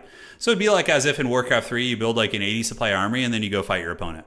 Yeah, that like you build the composition that you think is best against the race they're playing, and then you pop in and fight. That's how it rolls here. It wasn't Goodberry, it's Goldberry. Yeah, I think if you're talking about Tom Bombadil and all that. I didn't play War in the North, no. The RTS games I grew up playing were Warcraft 2, Tides of Darkness, StarCraft, Brood War, Warcraft 3, Red Alert. Played most of the Red Alert games, pretty much all the early ones. Battle for Middle-earth I played as a kid. But yeah, those were the OG ones. Yeah. Played so much Battle for Middle-earth on 360 back in the day. Oh my god, it was on Xbox 360? I don't even remember that. Yeah. So what's it going to be? Are we going to see the dreaded Dread Saurian? Probably not. I doubt it. I don't think that's going to be a thing. Tempest Rising is really good. Yeah, I've heard good things about it. I don't know why it didn't like call to me super hard when I saw it, but I do need to get in and give it a try. At some point it will happen. War in the North. Yeah, I've heard a lot of people mention that. I haven't tried it myself. Oh, dude, the original Halo games were so good, like Combat Evolved. And Halo 2 and 3, great soundtracks on those games, by the way. I think one of the most epic gaming moments of all time is when you're at the end of Halo 1, Combat Evolved, and you have to take the Warthog and escape while the ship is exploding, and then it plays that like epic soundtrack while you and oh, dude, nothing beats that experience.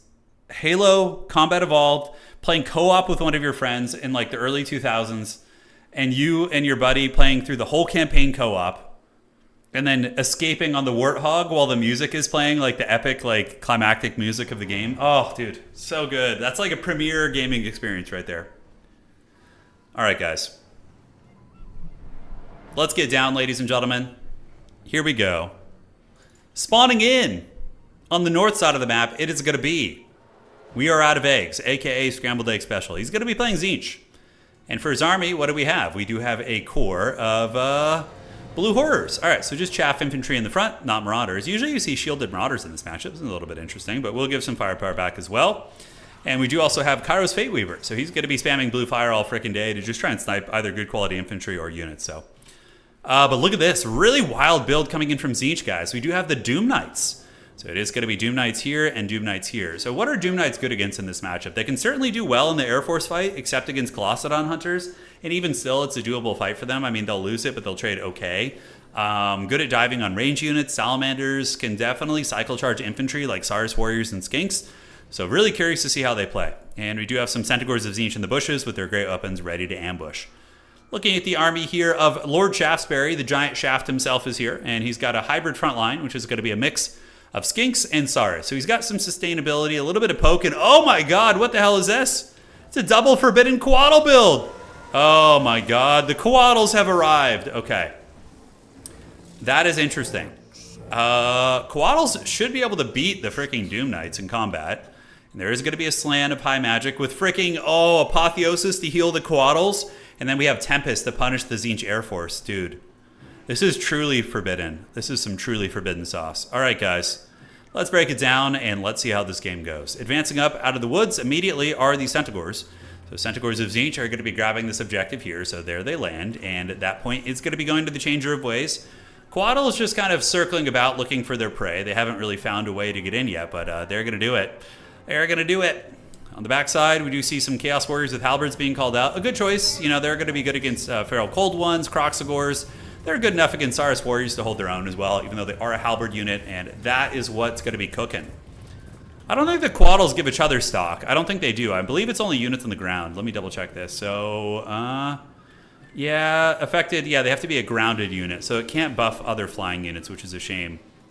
So Doom Knights are going to be chasing down Skink cohorts, but eating a couple javelins in the process. And the Coatls, one of them is going to get afflicted by a blue fire right out of the gate. So there it goes. The Tzeentchian blue fire does make contact. And that Coatl, which kind of looks like a Tzeentch monster, to be honest, takes a little bit of damage, but really not that much. That did not do much damage at all. So certainly a bit of a tricky one. All right, guys, on the other side, Doom Knights coming in, getting work done. All right, so this is what Doom Knights are designed for, to kill Skinks. So they move in, and these Skinks get absolutely flattened by these Doom Knights, having a terrible time here. Losing almost half their models instantly and getting routed in a matter of seconds by the Doom Knights. So very, very good usage of those guys. And now there's going to be a Tempest here activated on the Doom Knights. I don't know how good this is going to be, although there's a Coatl coming in. Coatls do have really good armor piercing, so there is going to be that. So here comes the Flying Beast. Here it comes. Beautiful Tempest right there. And yeah, you know what? That was totally worth it. Doom Knight's down to about half health. The Coatl able to zap this poor guy down. That Doom Knight is going to be falling into the trash right there. And now the Doom Knights are going to want to escape. That is not a good fight for them. They're an insanely high leadership unit. They have a base of 90 leadership. But yeah, that is not great and does not end up being a worthwhile trade for the forces of Tzeentch. So on the middle, objective number 2 is going to be going to the dinosaurs. Objective number 3 is held by Tzeentch. And a little bit of blue fire shooting is not bad. And now we get Centaurs battling it out versus Feral Cold Ones here.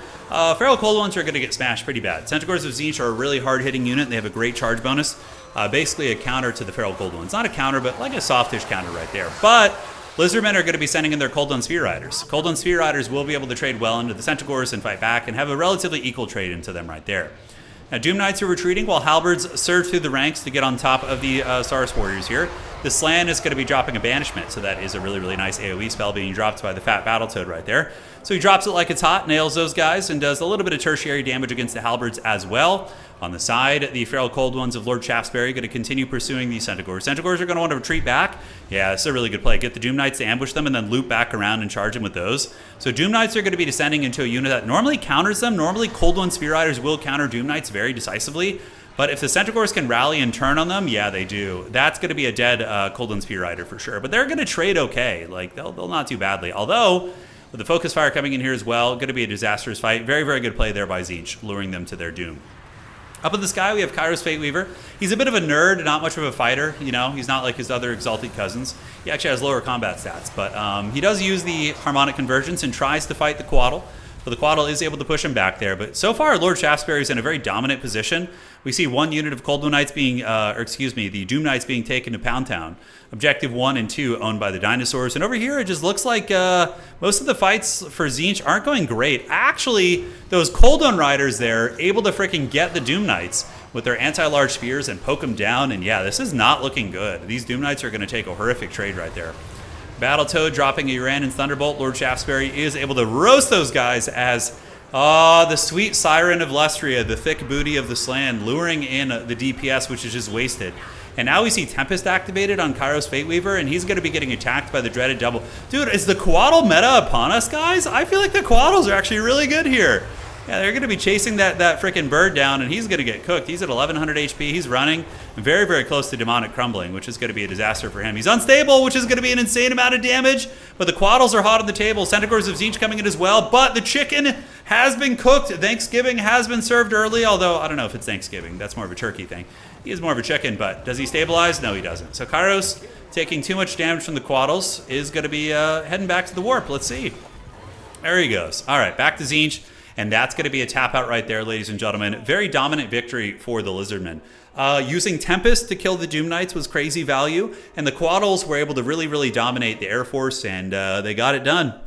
Yeah, GG. Well played, guys. That was a quick game. 100% very fast. But very, very fun to see.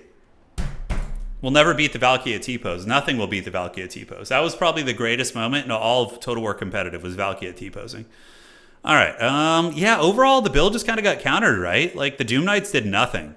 They got plastered by these guys, man. The freaking Quaddles gave them the dirty. And then the magic with the Tempest, also really good against Kairos.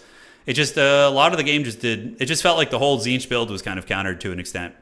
Yeah, tough stuff. GG, well played, guys. Decisive victory there. So what's it going to be? Let's go check on Total Tavern, see how we're looking here. Lord Shaftesbury giving the giant shaft, getting her done. No, you guys didn't see the Valkyria? Where Valkyria got Titanics in the water? Oh my god, you got to go look at that. It was a couple streams ago. Hey, Maxim, big hi from Switzerland. Hey, taking this opportunity to thank you and the players for the games and casting. I will watch the YouTube later. All right, get some rest, man. Hope you're well. I've always wanted to kind of visit Switzerland. That'd be quite a bit of fun, I think. Okay, so we have a little bit of downtime now, guys. If you have questions about the game or the meta or anything, this is the time to ask it for sure. All right. Saurus were pretty beast mode. Yeah, they're a cool unit. I like Saurus Warriors a lot. They're very, very fun. Have we ever seen a Daniel T-pose? I don't think so. We've never seen him T-pose. Valkyria was one of the first T-poses we've had. Man, why didn't I save the replay of Valkyria T-posing? We could have like gotten a better angle on it, you know? How would you have built the Tzeentch army to counter lizards? Okay, so how many points are Quaddles? Okay, so we got two questions to answer here. So Quaddles are, they are 1,700 points, which is expensive, but not too bad. Now, I, for the record, am not good at Tzeentch, okay? So take this with a grain of salt. Like, I feel like I'm not good at Tzeentch, but what would I build if I was playing against Lizardmen? Okay. So probably Frontline and Marauders. I'd probably go wider, firstly, would be my guess. Yeah, so we get these guys in the front. We're going to get Forsaken in reserve.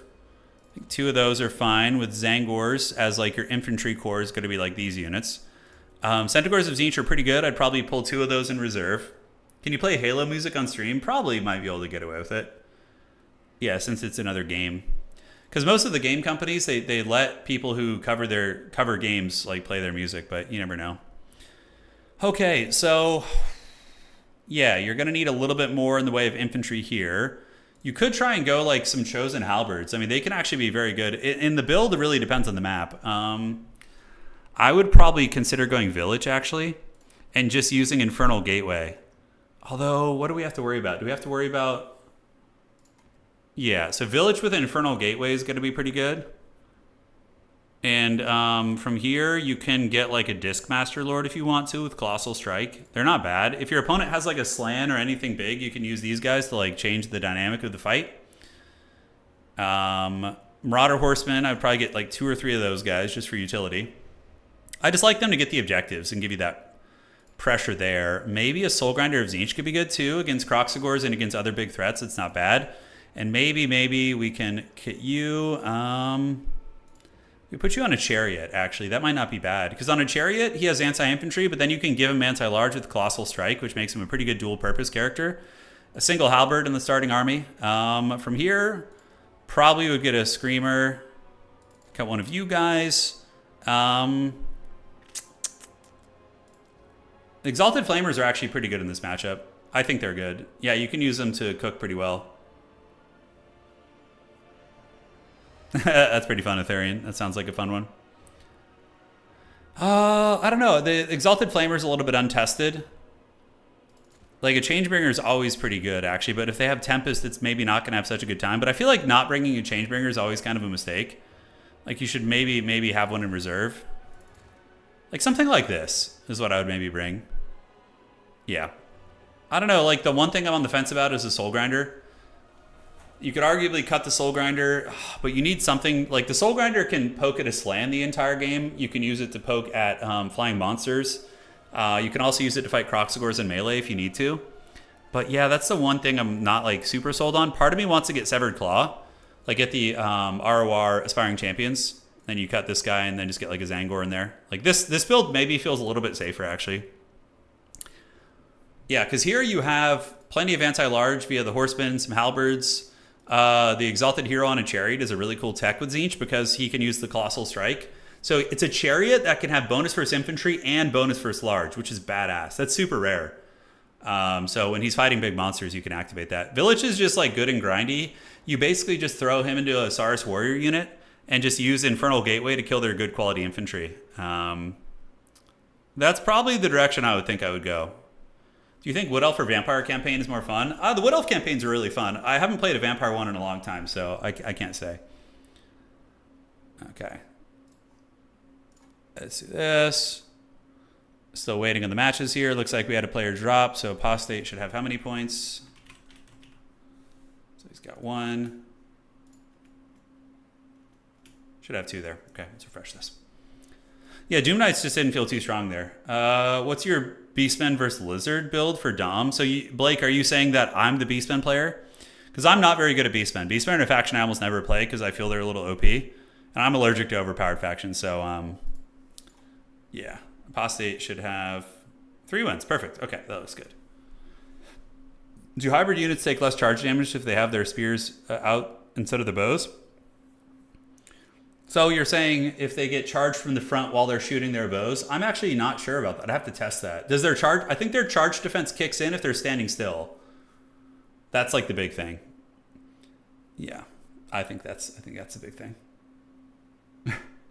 Just saw a name that made me laugh. Thank you for following. Quality Wood. Yes. Yes, indeed. Okay, so let's jump out of this. Yeah, and if you guys are Nurgle players, I have a build for every single matchup. Like, there's 3 factions in the game I have pretty good competitive mastery over. And Nurgle is one of them here. So you can see these are all Nurgle builds. So whatever you guys wanted to see, I have a build for every matchup. And they're not all perfect, but most of the builds are at least very playable, and you can get some work done. All right. How far along? We're about to get into round 3. We're about to get into round 3 right now. Yeah. Just waiting on 4 games to finish, give or take. A couple more. Yeah, Beastmen are very good. I mean, most Beastmen builds kind of boil down to just Centaur spam and like Ungor Raiders. That's very, very strong. Very, very strong. You think Ogres are overpowered now? I don't know. I haven't. I'm a little bit out of touch. You know, I've been covering a lot of games recently, so I'm not as in tune with the meta. But Ogre Kingdoms are like an S-tier faction. I think at the high levels, Ogres are like one of the best factions in the entire game. They're very good. Very, very good. But not like quite, like Ogres are not as strong as Slanesh and Beastmen, in my opinion. I think that Slanesh and Beastmen, when played by good players, are just an absurdly powerful faction. How do you handle a Nurgle Mirror? All right, so I can answer that. It's a good question. So with a Nurgle Mirror, you do this. There's 2 ways to go about it.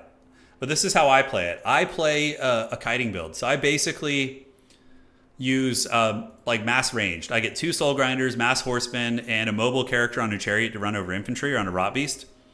And I blast their melee army to pieces, and then I eventually in the late game call in Angels of Decay to clear out the objectives. And yeah, you can play this way, but honestly in a Nurgle Mirror too, you can also just play like standard. You can get like a melee army with like Tamarkon and a Toad Dragon. Kugath is good there. There's a lot of ways to do that. How do you prevent Slanesh from being even more overpowered? They just need to fix the hitbox thing. Honestly, it's a really simple fix. You need to nerf Hellstriders because they're a little bit too cost effective. They should be costing like $750. So buff Hellstriders up to 750. Fix the hitbox of Seekers so they don't over DPS, and then you're good. Honestly, you're good. That's it. Just do that. That's what needs to be done. And then from there, Slaanesh will be strong, but that's beatable. Hellstriders are just a little too cost effective. Like the anti-large Hellstrider should cost 750, and the other ones could probably stay at 725, because the anti-large ones are actually the superior Hellstrider between those two units. Yeah. Okay. So where are we at? Are you guys talking about who would win in a fight between Krokar and a Space Marine? I would put my money on the Space Marine, for sure. I mean, I know he has the laser beam hand, but like, when are Space Marines not getting shot at by super advanced laser technology, you know? And the Space Marine's going to be bigger. He's going to be faster. He's going to have bolter weaponry. The Space Marine could probably just stand like extremely far away from Krokar and just blast him to pieces with a bolter rifle. Like, Space Marine bolter technology against something in Warhammer Fantasy is going to be freaking brutal. Absolutely brutal. Sauron could probably defeat a Space Marine. Yeah, because he's like, although if the Space Marine knew to shoot off his finger, like shoot off his ring finger, but if the Space Marine didn't have that knowledge, then he would probably lose to the Dark Lord. Yeah, because Sauron also has like magic and like is kind of like a Psyker in a way. You know, if you were to compare the two settings. Yeah. Krokar definitely loses to a Space Marine. I think so. Yeah, 100%. But aren't Space Marines killed by demons all the time? They are killed by demons, yes. But the power scaling of demons in Warhammer Fantasy and Warhammer 40k is a bit different. I mean, they look the same and everything, but the ones in 40k are kind of like, obviously they're going to be power scaled to the setting, you know? Because like in this setting, a bunch of like Empire Spearmen, which are just like Middle Ages humans, are able to fight off demons with spears and like paper shields, okay? But in 40k, the demons are just like running through tanks and shit, and it's like, yeah. If the Space Marine didn't have a helmet, he would win. Yeah, the main character vibes are very, very powerful with the Space Marines. Okay. Okay, let's do this. Let's see what's cooking here. And we're ready for the next round. All right, so we've actually casted 3 games already? For real? Shit, time flies, man. Time flies. Okay, so let's advance to the next round. Claw needs to be given a point here, so let me check that. Okay, so they should have their 1 buy-round point, so I need to take care of that real quick. And we'll be advancing right up to the next round. Thank you guys for your patience. 100 clan rats versus 1 gorilla.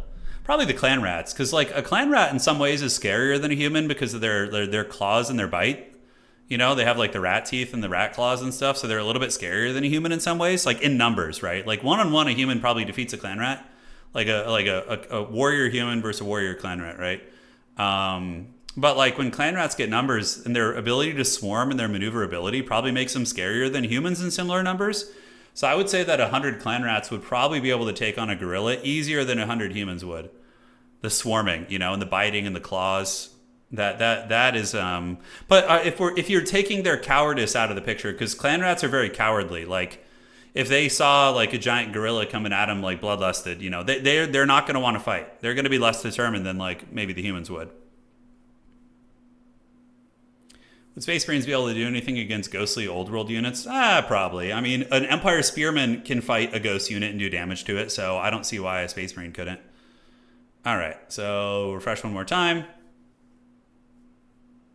Yeah, we can actually solve that. 100 clan rats versus the Blood Beast of Khorne. Yeah, let's see how that goes. The clan rats will for sure win. Okay, so let's advance to Swiss. 1 Bretonnian peasant versus 1 Skaven slave. Bretonnian peasant for sure would still win. Yeah. Like the Skaven slaves are like malnutritioned and like horrific to the point of like just, yeah, they're extremely malnutritioned. Whereas the peasants are to an extent, but they still are given enough nutrition to work the fields of Bretonnia. So I think a Bretonnian peasant takes on a Skaven slave. Yeah. Okay, guys. Here we are in round 4. Let's fire it off. Round 4. Here we go.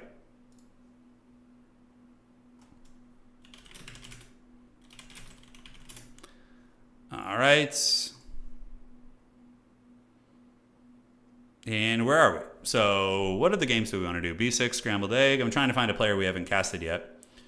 We could do Hitman Hippo versus Jack. That'll be fun. So Hitman Hippo. I'll be Code. I believe this is going to be a Dowie matchup. I think these players play dwarfs. Yeah.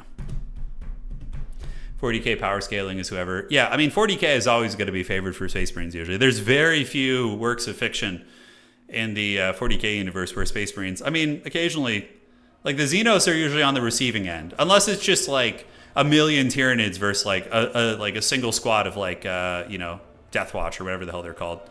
You know, it's pretty Space Marine favored setting.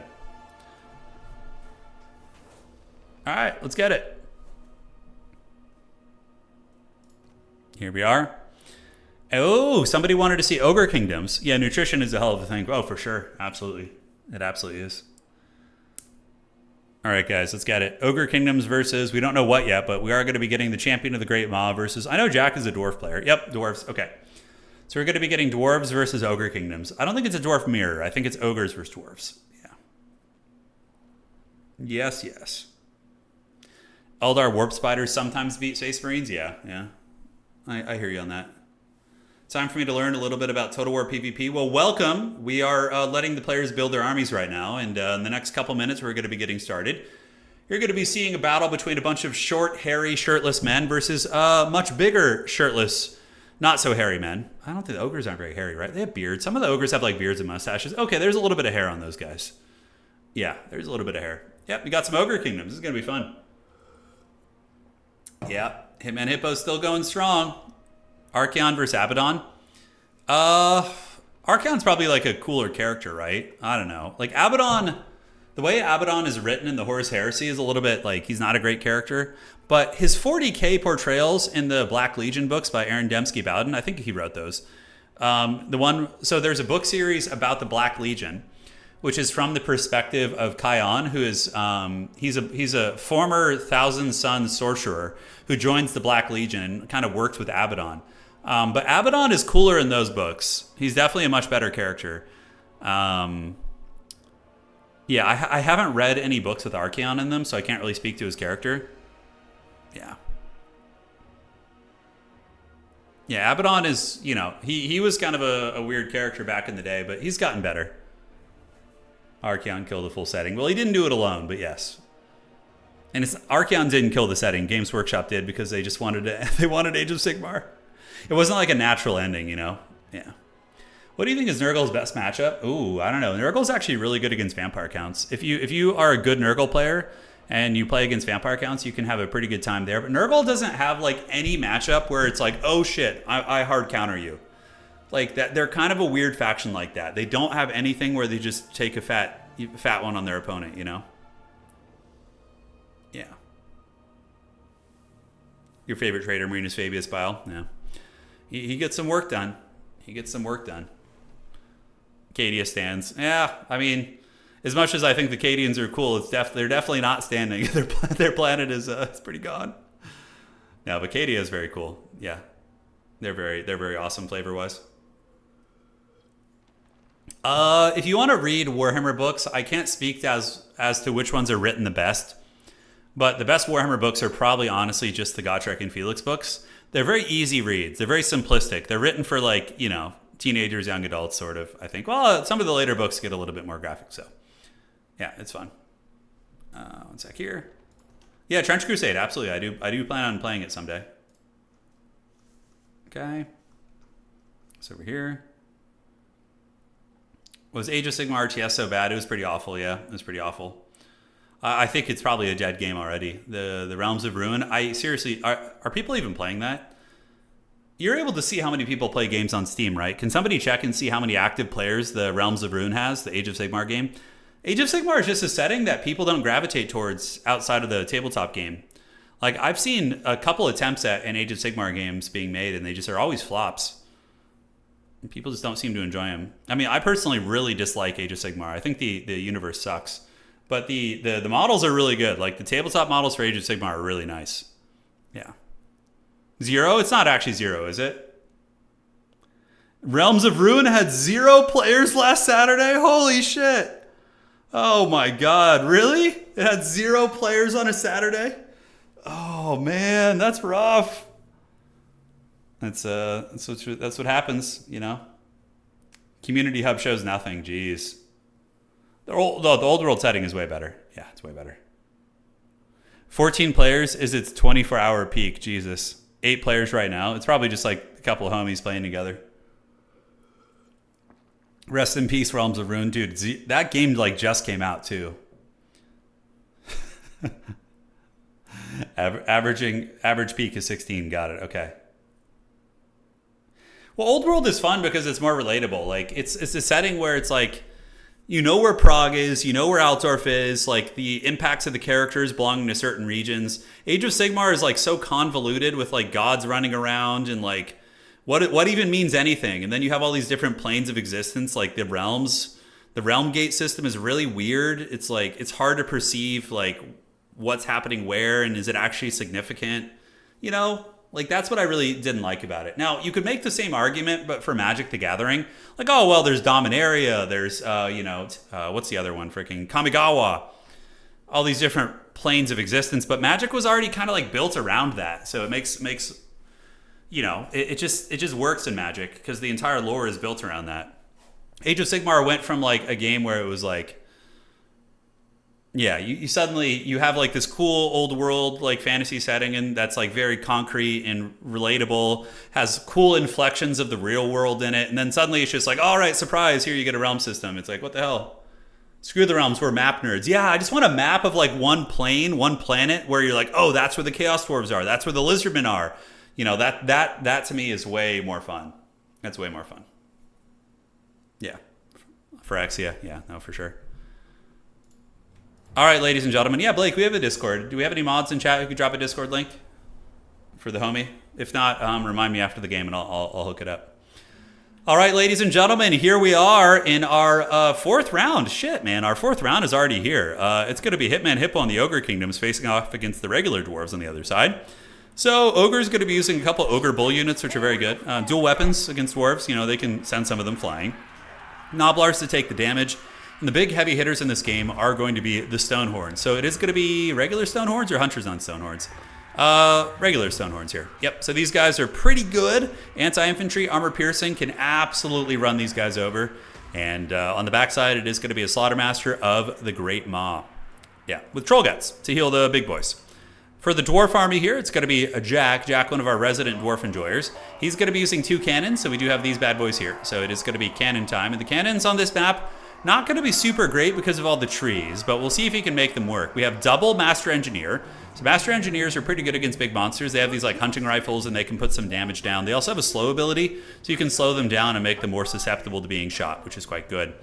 Malachi McKyson is going to be sitting in the back, buffing the artillery using his Artillery Master, as well as the Eyes of Grungni. So he buffs the range and damage, as well as the accuracy and reload skill. But he is shooting through trees, which is going to be very punishing. But immediately, oh my god, look at those cannons. Malachi McKyson putting in work. And we do look at all the cannonballs. That's pretty funny. But yeah, we do actually see the Stonehorn getting blasted. And he's going to be hiding behind this totem right here, trying to make sure he doesn't get cannonballed anymore. Meanwhile, the cannon's just going to be chilling. Icehorn unit is banned. Yeah, Thunder Tusks are banned if I'm not mistaken. I think they're banned because they're a little bit busted. They need to be nerfed more. They're still very, very OP. All right, on the other side, it's going to be a couple Dowie moving up, but there is oh, we got Steven Seagal hiding in the trees, the Gravy Seal himself, the Maul Ninja. All right, he is here. I did not notice this guy. Okay, so he is an anti-infantry armor-piercing fighter. Can definitely take on the dwarves, but it looks like he's going to be fleeing to the middle to try and unify for the army. Cannons are shooting into whatever they can, and we do see the Ogre Bulls with dual weapons getting pounded by the cannons. So they actually came out of the tree line right here, and the cannons were able to mow them down. Another cannon volley, going to take down a couple of them. Nope, trees able to bounce those shots right there so they don't get direct hit, but they have already lost a lot of HP, so the Dwarven cannons definitely singing in the deep.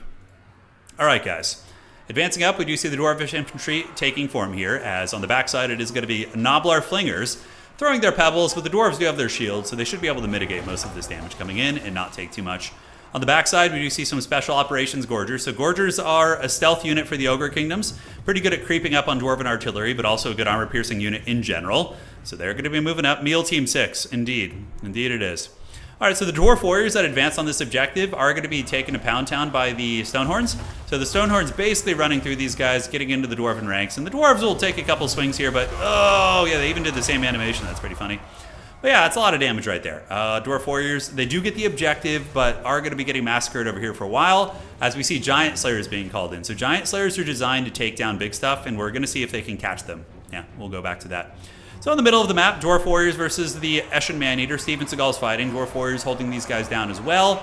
So big, heavy fights all across the front line as the cannons do sing in. We are going to be seeing some of these ogres getting shot. Steven Seagal is actually being targeted by the cannons right now.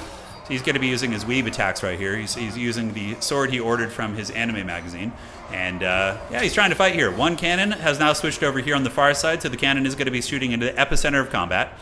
Cannons are very tricky on this map because of the tree line. It makes it very, very tough. But, I mean, they're still getting in. We do see the cannonballs bowling over many of those ogres. They're paying the price to an extent, right? On the outside, to nobody's surprise, we do see the dreaded Stonehorns able to run over the chaff infantry, but now they're going to want to run because Giant Slayers have a bonus versus large. They're unbreakable. They don't give a shit about big monsters, and they're going to be chasing them down. So we immediately see both of the Stonehorns start to run, but in response, Hitman Hippo is going to be calling out units that counter the Giant Slayers. Noblar Trappers. So they have their little ninja stars. They're really good at killing lightly armored infantry, which is going to be the Giant Slayers. And very, very good control by Hitman Hippo. He's going to be running across and getting these guys in there, and they'll be very good against the Giant Slayers. And Ogres also use the army ability. They use Dismember, which is going to be slowing down the Giant Slayers, allowing the big monsters to escape. So at this point, if you're Jack, you want to retreat those Slayers. You do not want to be fighting there and letting your expensive, 1,000 gold Slayer unit, whatever the hell it costs, get poked apart by ninja stars, right? That's going to be a freaking disaster and a half. In the middle, Dwarves still fighting. Steven Seagal getting blasted. We do see the Dwarven blunderbusses, the Grim Delver shooting him. Is he going to get hit by cannons? Where are the Dwarven cannons shooting? Oh, look at this, guys. The ambush in the back. The Gorgers snuck all the way around the map, and they get on top of the cannon crew. All right, so the cannon is going to be compromised for now. Is he going to notice this, or are the Gorgers going to rip apart these dwarves? It kind of looks like the dwarves are not having a good time right now, and I don't think Jack has noticed this. Oh my god. He could totally call in a Slayer unit to fight them right now, but he doesn't have the money. He's got 700 left. He does not have enough to fight the Gorgers. So right now we are going to be seeing one cannon probably being taken down. He could get Malachi McKyson to fight. I would honestly do that if I were him. Get Malachi to go over here and fight these guys, but Jack might be so focused in the frontline fighting that he doesn't notice this, which is pretty rough.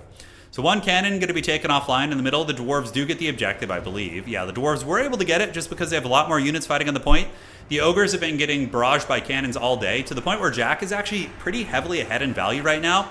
Grim Delver's getting jumped on by the Blood Vultures. So Blood Vultures attacking into the Dwarven gun units. Going to be trying to shut those guys down from shooting, which is very, very good.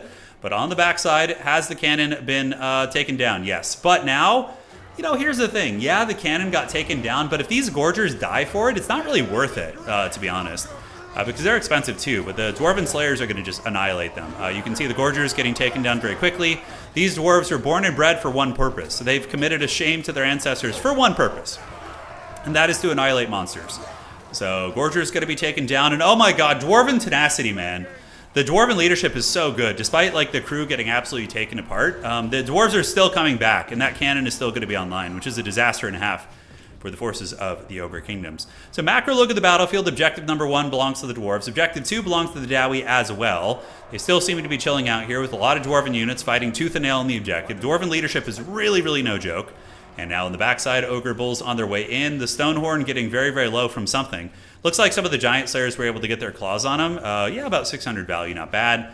But yeah, they did end up getting taken down. But the big monsters are going to be moving over to the middle. The Dwarves need to get their cannons back online, and it looks like they did. Oh man, and both Dwarven cannons I think are going to be online. Where's the crew? Okay, the crew is on its way back. So the crew tried to run off the battlefield, but they didn't want to shame their ancestors. So they're coming back. They're going to get back on those cannons, and those cannons are going to start singing in the name of Grungni once again. So we do have the cannon here shooting into the lead belchers down here, or to the dual weapon bulls. Here comes cannonballs. Boom! Ogre's getting nailed, and that guy just got absolutely flattened by that cannonball right there. And back in the middle, ladies and gentlemen, the Ogres have been able to overwhelm the Dwarves on the point. We do see these Stonehorns on their way in, and they're really rampaging and running off the Dwarves. We also have Steven Seagal still in pretty good shape as well. So he's going to be hanging out here. Meanwhile, on the backside, Blood Vulture is going to be attempting to shut down the artillery. But Dragonback Slayers should be able to get him off the cannons pretty quickly here. And now we get even more shooting coming in, as it is going to be some Trollhammer torpedoes. But the Ogre Kingdom see this. They're going to be sending in their Vultures to try and shut this down. And the Vultures are going to be descending, as a couple of them do get Last Samurai. But that will be very, very good here. Slayers able to cut apart the Vultures very, very fast. And they're going to need to come over here and deal with these Blood Vultures afterwards, or else they're going to be losing an expensive unit. So Dwarves have the points lead right now, guys, so they have a little bit of time to play the one objective game if they want to. Troll Guts activated on the Stonehorn here, which is basically going to equalize the value difference. The healing is very, very good. And here we do see one of the Master Engineers getting hunted down. Steven Seagal is a much better fighter, which is not something you actually hear ever, because he's actually a complete fraud in real life. But in this game, he does some work, and he is going to be hunting down the Master Engineer. Steven Seagal here is an anti-infantry character with armor sundering, basically designed to kill Dwarvish infantry, right? So he is going to be able to get that Master Engineer most likely. And now the shooting is going to be coming into full effect. We have cannons shooting through the tree line, going after the big threats. Slayers coming in, and Steven Seagal actually getting blasted by some of the Trollhammer torpedoes back here. So we have double anti-large shooting going after him, and he is down to 3,200 HP right now. So he's going to want to run. Blood Vulture is also probably going to break here in a moment. But here's the thing, Dwarves need to find a way to get another objective. They can't win by just sitting back and shooting with cannons. They're going to need to make a push here, and they're calling in a lot of range units, which are going to be good at value trading, but not so good at contesting the objectives. So if you are Jack, you probably need to call in a lot of Dwarvish infantry and start marching up and reclaiming the realm. You need to get up, you need to get those objectives, or else maybe you are going to have a bad time. Okay, backside cannons shooting into the Stonehorn. We do see the Dwarf Warriors here kind of getting run over by the Ogre Bulls with the dual weapons, which are very good against infantry, as well as the Stonehorn here. Stonehorn going to be getting cannonballed pretty hard and lead belchered. And we see, wow, almost 2,000 HP damage. More than that. Look at the HP of this thing tanking, withering under the Dwarvish fire here. Iron Drakes with the Trollhammer torpedoes, unleashing a nice salvo onto it. It is healed with the Meat Feast, which is an obscenely powerful ability the Ogre Kingdoms have. It is a big healing ability, so it's going to heal, but the cannons are going to just be trained on it, and they're going to keep shooting. Getting quite a bit of value on those bad boys right there. And, yeah, how are we looking? Yeah, he's not going up in HP. Well, now he is with the Meat Feast proc, but no more healing, at least for right now. On the backside, Steven Seagal is going Spec Ops, like in his movies, where he's always some sort of a special operations tough guy. But he is going to be getting lead belchered. Lead belchers over here, not lead belchers, Iron Drake, sorry. It's basically the same thing. They're shooting into him. We do see the balls coming from the side. He's at 2,300 HP, getting very, very low. And now we get Iron Guts collapsing in as well. So the Ogres are going to go for a full court press right now. They're going to just send everything they have to try and keep the Dwarves trapped in their spawn zone so they can win on points. So even if the Ogres end up losing out on value, they're going to be trying to win on points. So Steven Seagal does make it on top of one of the cannons, which is not good. He is wavering right now because he took a lot of damage. And oh, that's right. There's like a Guardian back here. We have the Lord of the Dwarven Army with his repeater long rifle. Oh, look how cool that is. Reload animation. Oh, it's so cool, man. CA has done such a good job with the way this game looks, that's for sure. And yeah, Steven Seagal's on the run. Is Malachi going to be able to snipe him? He doesn't want to shoot his fellow dwarves. That's why he's not shooting. He's obstructed. But once they get out of the way, maybe he'll be able to shoot. Yeah, we're going to see some firepower coming in. Currently, he's sitting at 700 HP, so Malachi is going to open up and shoot right now, most likely, although he is obstructed by his cannon, I think so. Yeah, but the other engineer is going to shoot and take him down, so he will end up paying the troll toll. All right, all right. And moving on up are the dwarves. Blasting charges and Dragonback Slayers are here, but more Ogre infantry going to be coming to try and mitigate the capture. Iron Drake's a little bit trapped up, not quite able to get the line of sight they want, but we do see a couple of the Ogre Bulls get Last Samurai right there, as the Dwarf Warriors are going to be moving. And Hitman Hippo using the terrain very effectively, hiding behind the hills, hiding behind the terrain, avoiding that. But the Dwarves might be able to, get back in this, so they are down in points right now, but they have a lot of time to work with. Cannons shooting into the Stonehorn over here, so we do see the cannonballs tracing in and hitting the Stonehorn. Ogres have had an insane amount of healing this game. Between the Meat Feast and the Troll Guts getting spammed, it's been very, very good. So out here, blasting charges coming in, going to be nuking some of the Noblars, so there they go. Absolute carnage there, as those guys do get lit up. A little bit of apocalypse now, as they lose pretty much 80% of their HP to one blasting charge salvo. Not nice at all for them.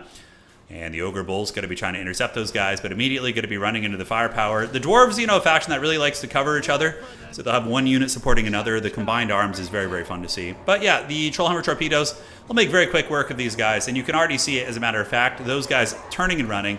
Trollhammer is extremely good there. So Dwarves do get the bleeding to stop. They manage to get one objective back before things get a little bit too ugly. On the outside, Steven Seagal comes back, then he breaks, and now the Dwarves are going to be calling in the ultimate forbidden tech, which is going to be the Goblin Hewers. Goblin Hewers are pretty good against Ogres. They can definitely kill the big monsters very quickly if they can get in range. Cannonball shooting in. Ogres are gathering up a lot of units. Hitman Hippo knows he needs to play the objectives to win. So what he's going to be doing is using the cover of the trees here to mitigate the cannon fire, gathering up a couple bull units and wait for the dwarves to move in, and then he's going to alpha strike and try and buy time. Because Hitman Hippo has the points advantage, right? 1108, 1110. He's really, really looking quite good in that regard. The side objective, dwarves are not a faction that can just be like, oh, surprise, I'm getting all your objectives. You know, they're more of like a slow push. You see it coming, you can plan, you can prepare. But sometimes that doesn't necessarily even mean you can stop it, right? So 2 Blood Vultures on the way in. We do see Dismember activated on the Goblin Hewer. So that's an Ogre army ability that are going to be slowing it down. And the Blood Vultures are going to be coming in to try and kill it here. The 2 Trollhammer Torpedoes forming ranks. Dwarves have an absolute tide of Dowie coming in. And the Ogres, strangely enough, are actually going to be yielding the objective. They're going to be letting the dwarves get it. I thought they would fight for that, but they are going to be doing it. So Trollhammer Torpedoes shooting into the advancing Blood Vultures. Malachi McKyson is going to be coming up to fight. Cannons are almost out of ammunition. The Hewer is going to be here, and you're going to see it do a ton of damage if it's able to shoot. But I doubt that the Ogres are going to let that happen. They're going to be descending on it with Blood Vultures. Blood Vultures are very good against Slayer, so they are going to be doing that. Very, very sweaty game this is, indeed. And now this is all in from the Ogres. I mean, the Ogres are in a winning position. They need to get this objective or at least hold it. Or get it back, I suppose, would be the term. On the outside, we do see some Noblar stealing that objective from the Dwarves potentially. But the Ogres are able to get the capture rate up on the points and counterpunch the Dwarves as soon as they get to the objective. And it is a situation where the Ogres are going to be able to win on one objective like in the next like 20 or 30 seconds. All right. So Dwarf units getting taken to Pound Town here, but the Trollhammer Torpedoes are singing in the night. We do have a Blood Vulture back here shutting them down at 6 leadership. And the Master Engineer and Malachi McKyson are able to fend them off, and now they're going to be back online. So the Dwarves are going to have to get all 3 objectives if they want to win this game, which is certainly possible. He's going to need to get a kill on one of these Stonehorns and really drag those guys down because their durability and healing has just been so brutal this game. A couple Dwarves going to be waddling over towards objective 1 to make sure that it doesn't go to the enemy. One Stonehorn here is pretty close to breaking. It's getting hit really, really hard, losing massive amounts of HP very, very quickly. And what is going down here? All right, so it is withering at 2,600 HP. 5,300 HP on this bad boy right here. And now on the other side, a couple Ogre Bulls do penetrate into the secondary. Very cost effective. They found an opening to get on top of the range units. They are going to be shutting them down. Dwarf Warriors are not super killy. It's going to take them a while to actually get through an Ogre Bull unit. I mean, Malachi is there to help. Side objective looks like the Dwarves were able to stabilize it. But I think that unless the Dwarves can get a triple cap here, it's going to be really hard. The Goblin Hewer did get taken offline. Dwarves are pushing all objectives. Miners with blasting charges battling Noblars. And we do have some secret agent Gorgers coming in. So the Gorger is going to be charging. Very good. I love Gorgers in this matchup.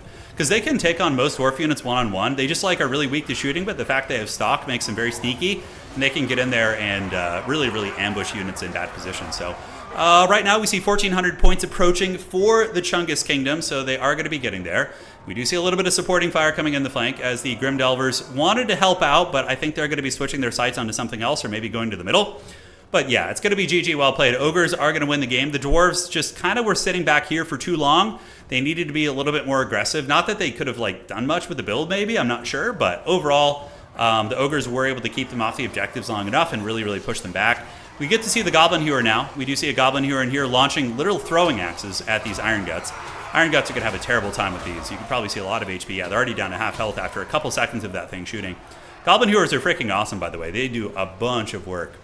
All right, so shooting away, and how is it looking, ladies and gentlemen? Those Iron Guts do get shaken and stirred, but I don't think it's going to matter, as the Ogres are going to be winning here in the next 10 seconds, give or take. They're going to be at 1,500 points, and that was a good close game, really fun. Malachi shooting with the cannons, giving all the buffs. You know, there's a lot of fun play. We had the Gorger ambush. Get out of my swamp and or desert. Exactly, exactly. That is going to be the case. All right, all right. Fun times, guys. You're hewing your goblin right now. That's what I like to hear. You know, that's what I want people to come to the stream and do. You gotta hew your goblin. Yes. Okay. So value. I'm gonna look. I promise. Cannons were good, right? Yeah, 2,200 and 1,500 cannons were big MVPs. Trollhammers also did great. The dwarves just didn't have enough forward aggression, probably. But aside from that, really nice match. Classic Ogres using Stonehorns, mass healing. It's not that the Stonehorns get like crazy healing value or damage value, but they're just so raid bossy and absorb so much damage. It's so good. Steven Seagal got 1,000 value, and yeah, honestly, really love the Gorger play, and the Blood Vultures were also very good too.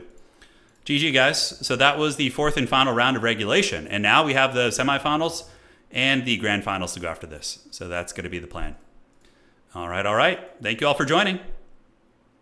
You're enjoying Lord of the Rings content? Well, we're going to be streaming it tomorrow. Tomorrow we're going to be doing some Lord of the Rings. I've been watching all the Lord of the Rings VODs. It's my favorite game from my childhood. It's so good. It is very fun. We have been having an absolutely amazing time playing that. And this game, of course. It's okay, Archon. The video will be here for you tomorrow. Yes. Refreshing brackets. Okay, we got 3 games still to finish. And it looks like Lord Shaftesbury really crushing it tonight. If we take a look with his Lizardmen. The top 4 is coming into frame now. Yeah, Noldia, absolutely. Play ogres. They're great in this game. They're very good in multiplayer. They're one of the best factions, actually. They're top 5 for sure. Okay, so the round's almost done. We just need to see B6 and Scrambled, Christopher, Claw, and Beaver, and Rat King. Top 4 is looking pretty defined. We have Lord Shaftesbury, Hitman Hippo. So we have Ogre Kingdoms. We have Lizardmen. I don't know what Blake is playing. And Maximillionaire's on Vampire Accounts. So that is what it's looking like right now. How is the Dowie versus Dowie Czar matchup? It's favored for regular dwarves, like 60-40, I would say. But Chaos Dwarves can win it, Daikon, but it's definitely favored for the regular dwarves. Although there's matchups where Chaos Dwarves are favored, where dwarves aren't, you know. So it's just, it really depends. I'm not playing I played a little bit of a Tamarcon campaign, but I burn out on campaigns almost instantly. So yeah, I enjoy multiplayer in gaming. Wow, H.P. Lovecraft himself is here. Look at that. The master of the old ones. Okay. So there we go. There we are. Turin, since you play Old World, do you have any interest? I play Middle-earth strategy battle game. I have a Gondor army. I have Boromir, Faramir, the Rangers of Ithilien. I have Gondor troopers, the Spearmen and the Swordsmen. I have Gondor archers, and some Gondor knights. That's my army. And I have Smeagol, Sam, and Gollum also. That I use them for fun in like flavor games. I also play. I'm going to be starting an Isengard army too. So I have Gondor, but I want a bad guy army to play too. So I'm going to get Saruman and Isengard, which I'm very excited for. Yeah, very, very excited for. Oh, dude, Middle-earth strategy battle game freaking rules. If I had people to play with me, oh, dude, I would play every day. But I have nobody around me that plays anymore. So it's definitely a big bummer. Yeah. Dwarves can absolutely beat ogres. If that had been an open field map, the dwarves would have easily won it. If that was like a map like Borderlow Landing or Edge of the Darkwood, but the trees were a big problem. It mitigated a ton of the damage. It's cooler when I visit Poland. Yeah. Oh, I'm so happy my wife is back. Yeah. So happy she's back. I was a lone wolf for the past month. I was just a haggard creature devolving. I had like a homeless beard going on. I looked so terrible. Now she's back. I'm like clean shaven. I'm going outside again. You know, it's great. Is there an online unit and database for Middle-earth tabletop? Yeah, I mean, I don't know exactly. I'm sure there is somewhere. I have the rule book in the garage, although a new edition just came out. But like, if you want to look. It's honestly such a good game, and it's yeah, I don't like Tabletop Simulator. I like playing in person. I like having my painted minis on the table and really, getting that going. Yeah, so Middle-earth. Yeah, so you can do, here we go, and then we can do a filter here. It's a Middle-earth strategy battle game is way cheaper to get into than frickin', yeah, so we could do Arnor plus Gondor, if you want to see the range of Gondor units. Or is it? Am I just totally missing this? Oh, it's Minas Tirith. Okay, that's why. Yeah, so here's like the Gondor army. So this is, you can get a battle host here. This is like a starter box. And honestly, this box here is enough to like play. So they have the new Gandalf model. You can get him on horseback or on foot. And you also get some Hobbit folk with him, which is fun. Yeah, this is like a good starter army, honestly. It's a good starter army. I play the Rangers of Ithilien. That's one of my favorite armies. But yeah, you can play the...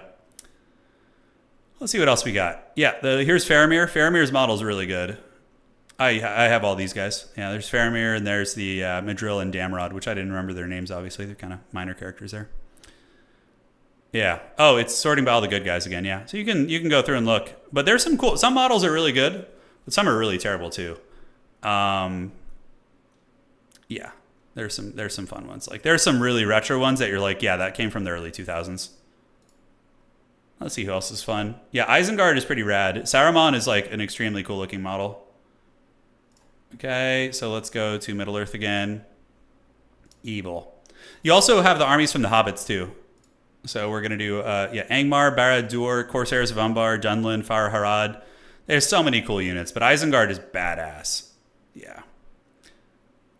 So with Isengard, you have the starting box here, but you can see Saruman and Grima Wormtongue here. You have the various Uruk-hai, so the command squad, the fighting Uruk.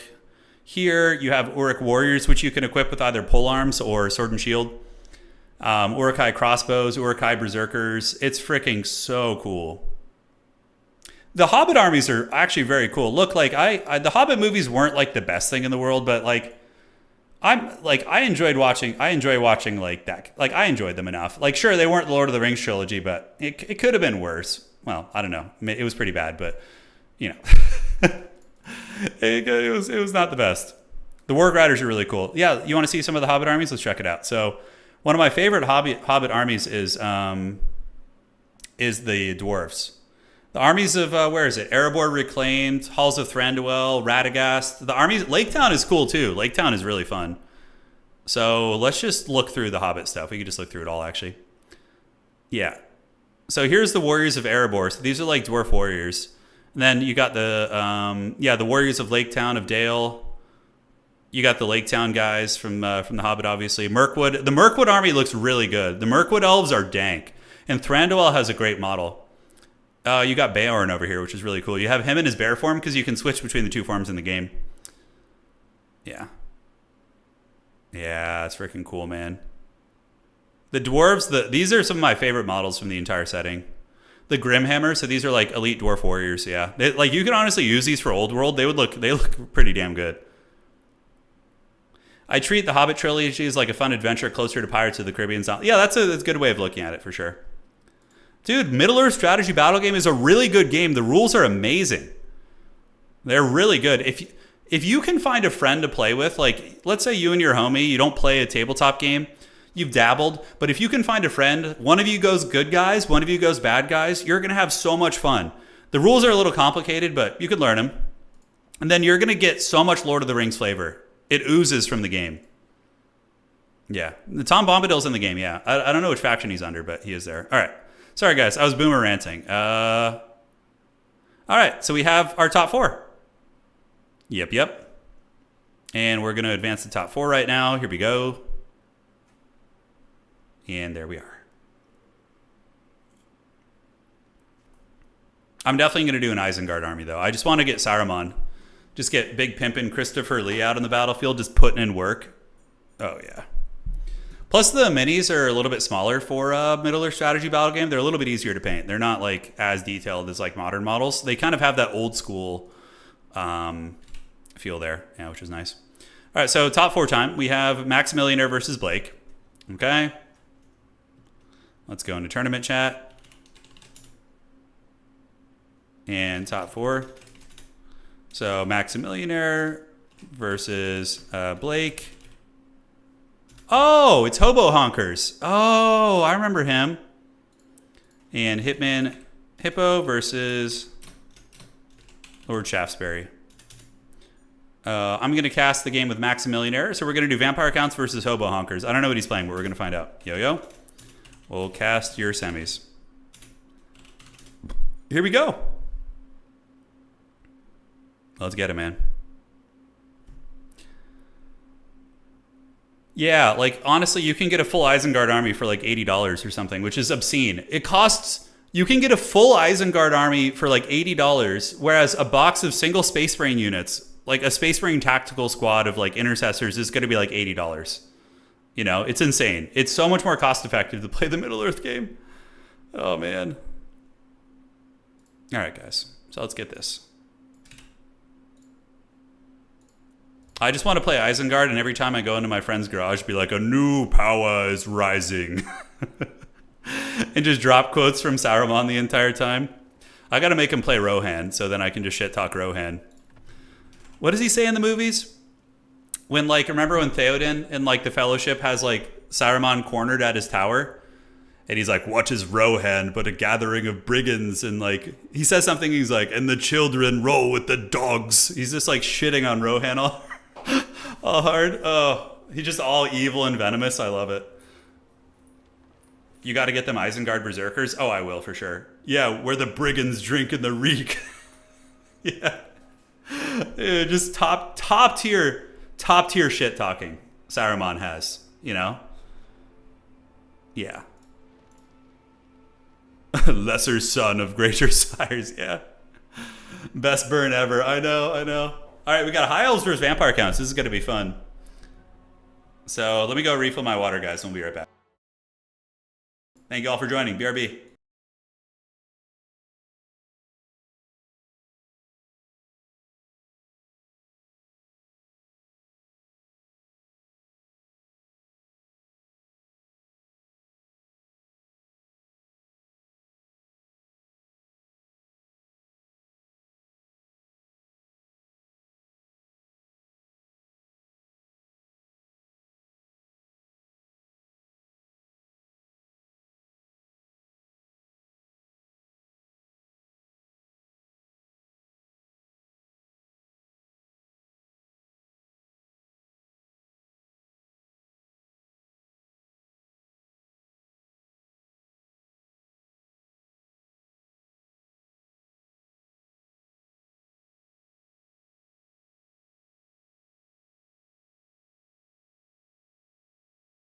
All right, folks, I'm back in business. What's going on? Welcome. And here we are. The fate of the old world soon to be decided. Good guys versus bad guys. High Elves versus the Vampire Counts. But Saruman's voice was like one thing the books were keen on mentioning. Oh, you're talking about Christopher Lee. Oh, I didn't know that. Emultra, I'll have to look at that movie. Have you considered commenting on some of the beginner tournaments you run? I don't run those tournaments. Usually those are other hosts, but yeah, I would do commentary on those. Usually, sometimes I get sent. The best way is like I get replays sent from the finals of those, and we do that. We cast those on the channel. Saruman calling Gandalf a stoner is definitely the best roast. All right. So guys, let's get this party started. Let's have some freaking fun. It is going to be High Elves versus Vampire Counts. Let's get it. Let's break it down. So looking at the Elven army of Hobo Hunkers, one of our homegrown champions, he's going to be rocking Spearmen and also has some, I love elite units. Any excuse to see them. At Vampire Counts, elite units are actually decent. So he's going to be using the Keepers of the Flame, which he better have some healing for those, or else they're going to be pretty terrible. And Phoenix Guard here as well. So we got 2 Phoenix Guard right here, which honestly, they can beat Cryptors and Graveguard, so pretty solid. We got Tyrion, and it is going to be a Mage of Fire. So my only concern is bringing elite infantry without healing against like Winds of Death is very risky. All right. But Tyrion is there, he heals himself, and it is a Firecaster with Burning Head, so pretty good stuff. On the other side, ladies and gentlemen, it is going to be Maximilianaire. Sons of the Mountain. He's going to be there with zombies and Graveguard and some skeleton spears in the back. The fun times begin here. Corpse Carts with the Unholy Lodestone. Do we have Winds of Death? We do. So you guys are about to see an absolute slaughter. Not in terms of the overall battle, but you're going to see the Winds of Death slaughter these elite infantry, especially if Homie decides to line them up. We're going to see what happens. So back objective taken by the High Elves.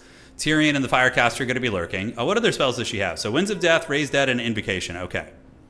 And she does also have the Lightning Reflexes and Scepter of Stability to mitigate damage from magic attacks and other good stuff. So, all right, guys. Spearmen moving up. Keepers of the Flame do not have any sort of magic resist, so they're going to have a really terrible time when they get nailed by Winds of Death. Hobo Honkers is going to have to pay uber attention. Like uber attention. He's going to have to watch and really make sure he's not getting caught by Winds of Death. Otherwise, he's going to have a pretty terrible time, that is for sure. So advancing up, the Elven armies. Tyrion is there leading the charge. Tyrion is a pretty good assassin. He's a good combat character. Some of the best combat stats in the entire game, actually. You can use Tyrion to go after the White Kings. It's actually incredibly cost-effective because White Kings are anti-infantry and they don't really have good armor piercing. So Tyrion with his 125 armor and good combat stats usually will win that fight. Spearmen chilling out on the back objective. They are going to be Silver and Guard. And now it is going to be on the Vampire Counts to move up, and there is going to be a Mortis Engine coming in, which is going to be tough. So there they come. Mortis Engine, the High Elves don't really have any counters to it that I'm seeing on the field right now. Here, Tyrion using Foe Seeker, going to be charging in and punting over that character right there. Did he make contact? He did hit that one. Okay. So the other White King is immediately hit twice. You can see Tyrion really putting in some nice work, as the rest of the army is just standing idle, waiting for the inevitable winds of death. And now we do get a Phoenix coming in. I do like this. So we do get the Phoenix. Very, very good against the Flying Vampire character. And Zombie Summon on the Lothern Sea Guard. Great play there. Or Skeleton Summon, actually. Coming in from Maximilianaire. Very strong. Tyrion continuing to be a Giga Chad Dongus over here. And he's just battling through the White Kings, bringing them both down. Not low, but certainly chipping some HP off them. Up in the front, Spearmen have moved in, and on the other side, Spearmen have moved in as well. Mortis Engine is now in full effect. The Arcane Phoenix needs to loop around and come after the Mortis Engine. If that thing is allowed to just drain High Elf Infantry, they're basically just going to be losing the game. Skeleton Summon going to be lasting a bit longer, so that Archer Core is going to be tied down there. And Tyrion still battling it out versus the White Kings, while we are going to be seeing the Arcane Phoenix descend and start attacking the Mortis Engine in the side. Although, is it attacking? It looks like it maybe was given an order to attack the Graveguard instead of the Mortis Engine. I'm not sure. All right, Piercing Bolts of Burning. I don't know if this is good against Mortis Engines. Let's find out. Is that going to be a direct hit and actually do damage? All right, I'm looking. Piercing Bolts is coming in, and oh, shit. Look at the damage on that. That melted all those zombies and skeletons and all those bad boys and a burning head to go with it. Okay, the Mortis Engine kind of getting cooked as well, ladies and gentlemen. All right, that was some forbidden tech. I don't hate that. And yeah, the Arcane Phoenix is going to be chasing down the Mortis Engine here.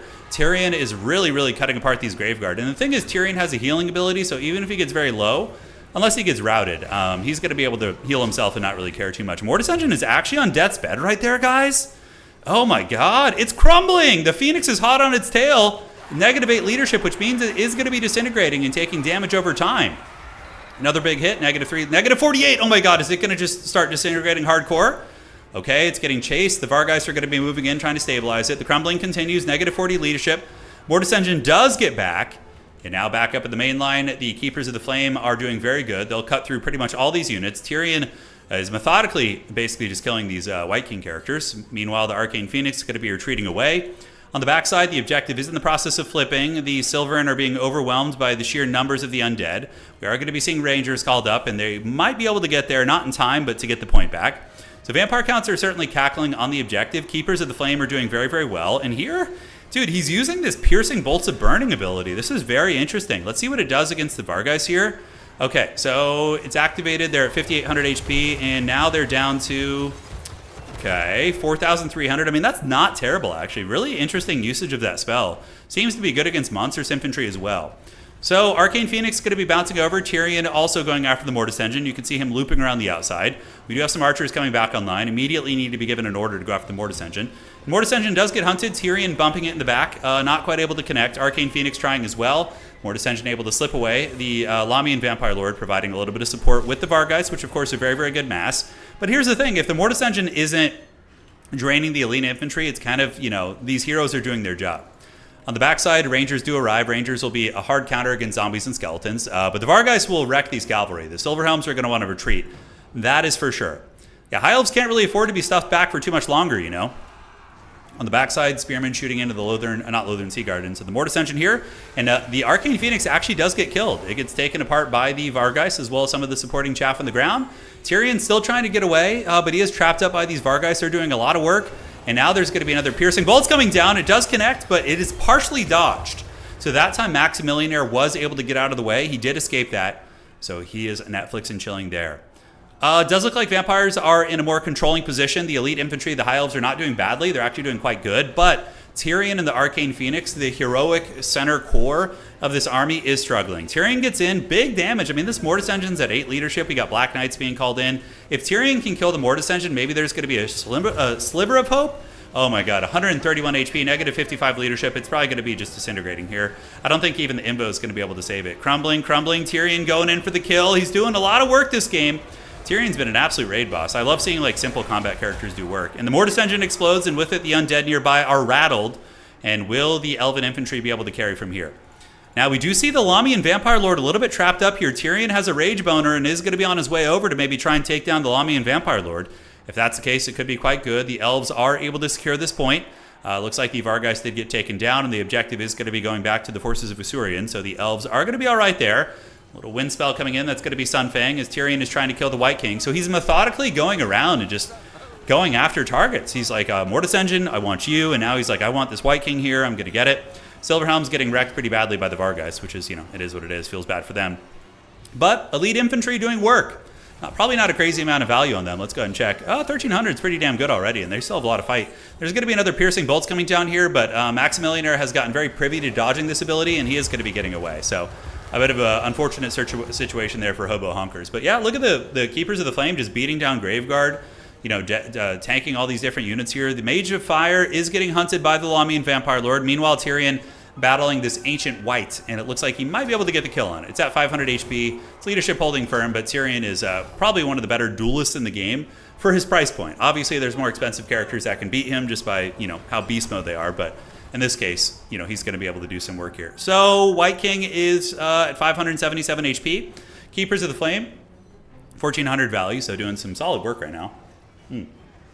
That's some good water right there. Tyrion hunting 1v1, it's pretty lore accurate. That's cool to see. Yeah, it's fun. Is the White King going to die? Critical Binding, it's at 200 HP over here. The Elves are winning decisively on this point, and probably what it's going to come down to is, are the Elves going to be able to win this and push up? But also, we do see some Black Knights coming in. Black Knights will be incredibly devastating against the Rangers. If they're able to get a rear charge, like get behind the unit and flank in, that would just be very, very good. Yeah, Piercing Bolts did a lot of damage this game, but it seems like his opponent is very privy to it now. Tyrion is taking a hell of a lot of damage, but he does have that healing ability, so honestly, it could be a lot worse. Zombies coming up, trying to screen out the heavy cavalry as they are trying to get in and run over the Sternsmen, but they're going to be coming in to liberate their brothers. They got the lances down, and they do get in. Beautifully epic moment. Look at that. You have the Keepers of the Flame and the Fireborn fighting shoulder to shoulder. It doesn't get much cooler than that. Epic stuff. All right, so Sternsmen are in critical binding, and now the Fireborn going to be riding over here to aid the old Tyrion, and they do manage to get the Vargeist, probably able to get a kill in the corpse cart most likely as well. Vargeist are crumbling down, and Tyrion here is also not in the best shape, and the corpse cart with the unholy lodestone is probably going to be squealing and running away here. So on the backside, though, the Elves are in the process of losing this point, it looks like. The Lamian Vampire Lord and the big Shock Cav that came over here doing some great work. Maybe we see the Fireborn detach from this fight and come over here and try and stabilize the home objective. I'm not sure. What's the next column going to be for the Elves? They're saving resources right now. Back here, we see the Undead with zombies and Devils of Swartzhofen on their way out. And yeah, it's likely going to be a triple cap situation, 100%. Yeah, Fireborn killing the corpse cart, which is great. Tyrion cutting down the White King. And yeah, this is the correct play. Get the Fireborn, go to the back objective. Let Tyrion and the remnants of your elite infantry kind of hold down this objective here. Giga Chad Tyrion, oh, he already got his healing ability, by the way. Yeah, Heart of Avalorn did proc, so Tyrion is healed as much as he's going to be healing this game. He should definitely finish off that White King instead of trying to charge over there, but we will see how that goes.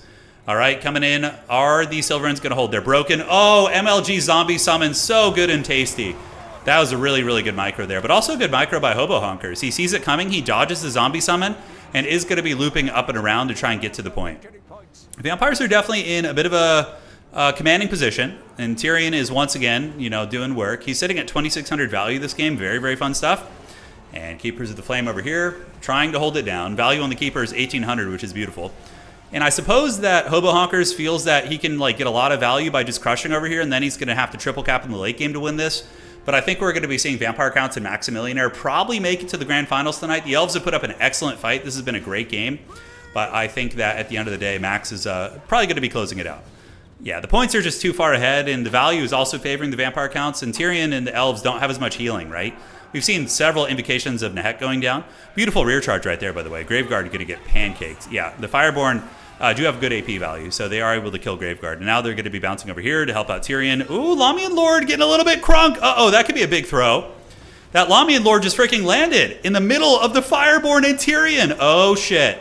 So Maximilianer might be losing his Lord right now. He pops Lightning Reflexes as well as Scepter of Stability to try and survive. But, oh boy, he just literally landed. That's like a predator running into the mouth of its, or a prey running into the mouth of its predator. Maybe going to survive because of Lightning Reflexes. Maybe it's trying to push out right now. We do see the damage adding up. Weak binding right now. Okay, that is definitely a glimmer of hope for the Elves, as the leadership of all these undead units will crumble pretty decisively. Spearman back here fighting, and the Lamian Vampire Lord gets thrown to the dogs. Tyrion gonna get it. All right, so Tyrion does get the kill on the Lamian Vampire Lord. It's at negative 45 leadership, 300 HP, 285 HP. Oh, she's able to squeak away, but is she gonna be able to stabilize? Is there an invocation in the back pocket? I don't know.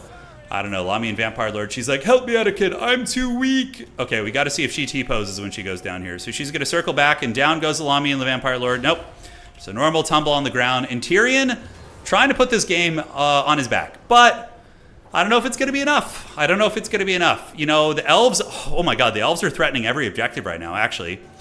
Right here, we do see the vampires getting the skeleton spearmen up, which is very, very clutch. The back objective is in the process of flipping to the elves as well, but very, very slowly. Oh my god, this is actually kind of tense. I do think that Maximilianer is barely going to get it, simply because he's able to get some units up here and probably Helm's Deep on his back point here. But yeah, very, very nice try there. This objective also stabilized by vampire counts with the arrival of all the undead units. And the lack of capture weight on this objective means that the undead are going to be holding this on. Yeah, so that was a really fun match. Some epic moments. We got to see Tyrion go balls deep and get a lot of value done, but the Drakenhof Conclave is going to be claiming victory. Vampire counts with the dub. All right, guys. I hope you're all doing well. Thank you for joining. And let us get going to the grand finals of tonight's tournament. Yes. So, Tyrion, absolute Giga Chad, 3,300. The Firecaster did well too. Hey, Elite Infantry, not doing bad. Both Elite Infantry units performed way better than the Chaff Infantry, right? Hey, Elite Infantry can do their work. The Phoenix was good. I think that the Elves lost the game when they kind of threw their Phoenix. And if you're going to be bringing an Arcane Phoenix and Fireborn, you probably do want to have some healing. Fireborn got 2,500 as well. Lamian Vampire Lord, 26. Vampires usually don't get a crazy amount of like value on any one unit. It's kind of spread out. So, yeah, GG. So let's break it down. Let's get to the grand finals. Shout out to our boy Hobo Honkers for the glorious, glorious battle. He played like an absolute hero of the High Elves against the Dreadlord of the Night, Maximilianer. And now we just got to see who's going to make it to the finals here on the other side. And we're going to do it. GG Algae Scum, but they deserve it. Yeah. All right. So finals. Let's do this. Host game as spectator. We're going to get Maximilianer in there and do it. Hey, Saif, been watching you since 2017 with Milk and Cookies. Lads, we're such boomers. I know, time is catching up, but we are just getting started. I know we're old. We've been doing YouTube for a while, but we are just getting started. The future is bright, I can assure you guys. It's all going to be fun. More good times will be had. All right, so let's do this. Finals. And cool. So we got Max in the finals. We're going to go see what the lobby is, and he'll do his map bans. Yeah, the Mortis engine was kept in check. It was. Our halberds did work. Absolutely. They still did. All right, guys. So what's cracking? What's going on in the neighborhood? You guys doing all right? Got a big old crowd over on YouTube tonight. Twitch as well. People are hanging out. Always fun to see. By the way, for people on either platform, we do dual stream. So if you prefer either platform, we stream on YouTube and on Twitch simultaneously. So whatever you're into. Some people prefer one or the other. You know, I don't know. They're not too different to me, but does Mortis Explosion only affect the undead? I don't know. I think it's just a knockdown. I think it just knocked down everything nearby. Yeah. I think it was just ye old knockdown. All right. So Max is in there, and we need to see who's going to win. Who is it going to be? So Max reported his score, and now we're waiting on the other side. All right. Hey, Daddy Game, I appreciate that, man. I appreciate that. Thank you for the kind words. Okay, let's go back here, and how are we looking? Tuesday night, SFT going strong. I found you in here, so just stuck with it. Hell yeah, dude. When it comes to SFTs, would you say the finals is always different players? Yeah, it's pretty diverse, honestly. We have a lot of really good players in this community. Like it's, there's a couple people who, when they try really hard, can be pretty dominant. But aside from that, there's a lot of people who are capable of winning tournaments. So we get a pretty good range of winners, I would say. Noldia. Okay, so it's cooking here. The earlier round is finalized. Charix is actually the highest wins right now on the leaderboard. He's looking pretty good too. We're in a new season right now as well. We're in season, 10 or 11? I can't remember. I'm getting old. I can't remember. All right. Hitman Hippo and Lord Shaftesbury are playing. Let me message them. Let me know when done. Honestly, any faction can win an SFT tournament. Like, we've seen almost every faction win. I over the past couple years. I don't think there's a single faction that hasn't gotten a win at some point or other. How big of a learning curve does Total War Warhammer 3 have for PvP? It's a bit of a learning curve. The biggest thing, EXO, is the knowledge check. just knowing all the factions, right? So like the micro and mechanics aren't too hard to get down, but the knowledge check of knowing what every one of the 24 factions has on its roster and what they can do to your faction is the biggest obstacle, I would say. Oh my God. Man, Ivo, that's a long time. You've been watching since Warhammer 1? Dude, that was ages ago. Ages. Yeah, Anticity played earlier today. He usually plays earlier. He streams earlier. If I have a tournament early in the day, he'll usually play in it. But if I don't, then he'll host his own earlier in the day. We're having that miniature made, by the way, for Anticity, which is very, very exciting. So hyped for that. Because he won the Warcraft 3 beginner tournament we had, and he earned himself a custom miniature. So what we decided on for him, and I'll show you guys the when it's finished. Sir Nicholas, one of our homies here in the community, is designing it, and it's going to be Anticity himself riding a Frostwolf with his. So he's a Farseer. So Anticity is going to be a Warcraft 3 Farseer. So it's going to have his face with an Orc Farseer, and yeah, it's going to be super hype. It's going to be super hype. It'll be like a little trophy as well. So yeah, very, very fun. And we're gonna send it up to him. No, he wanted a Farseer. Farseer was his choice because he won the tournament with a Farseer, so that makes more sense. Yeah, the cost to unlock is big, but EXO, you can also just pick like 2 or 3 factions you want to play. Oh, dude, we have tons of beginner tournaments, man. EXO, we have tons. If you go to our Discord, they're announced all the time. All the time. We have at least 2 or 3 a week that people host, which is great. Okay, are they done yet on that side? Dude, Shaftesbury and Hippo are having like a duel of fates because that game wasn't even, yeah, they're going. Yeah, you should watch it anyways, Haxies. The games are really good. Your favorite moment on the channel will always be Sirtha Ek. Oh, dude, that's one of the most legendary moments that we've ever had on the channel was when I played the head-to-head campaign with Italian Spartacus, and I got to control Sirtha Ek against his Throg army. Oh my God, I was crying tears of laughter. Have you guys ever like laughed so hard that that you like cry tears of laughter and then the back of your head starts to burn? You know, that like burning sensation? It was like that. Yeah. Oh my God. What is Anticity? Oh, Anticity can play a ton of factions. He doesn't rely on just Slanesh. He can play anyone. Except, I think his least favorite's Nurgle, I think. I'm not sure. He does not like playing Nurgle, from what I understand. All right. Refreshing here. Nope. Homies are still going. And let me message the other one. They might have started late. I'm not sure. Because we took a while to go, too. Okay. No, it's not a stroke, Duncan. It's not. Yeah, so it was a head-to-head campaign, yeah. With I was playing Ungrim and he was playing Throg. But I ended up controlling Sirtha Ek's army against him. Was the army all chariots? It had a lot of chariots. It wasn't all chariots, but there was like 5 chariots in the army and Sirtha Ek himself. Yeah, it was fun. Yeah, I haven't played campaign in a while. If campaign had if we had dedicated servers, I think I'd be actually willing to do multiplayer campaigns more often and make some fun events with those. Campaign's obviously really horrifically balanced, from PvP. There's some factions that are just exponentially stronger than others. But when you get to have players controlling the opposing armies, it can be pretty fun. I don't like players controlling during siege battles because siege battles are already miserable. Probably if I were to do a head-to-head campaign, I would use the mod that gets rid of siege battles because they're just so miserable. Yeah, just have the garrison come out and fight.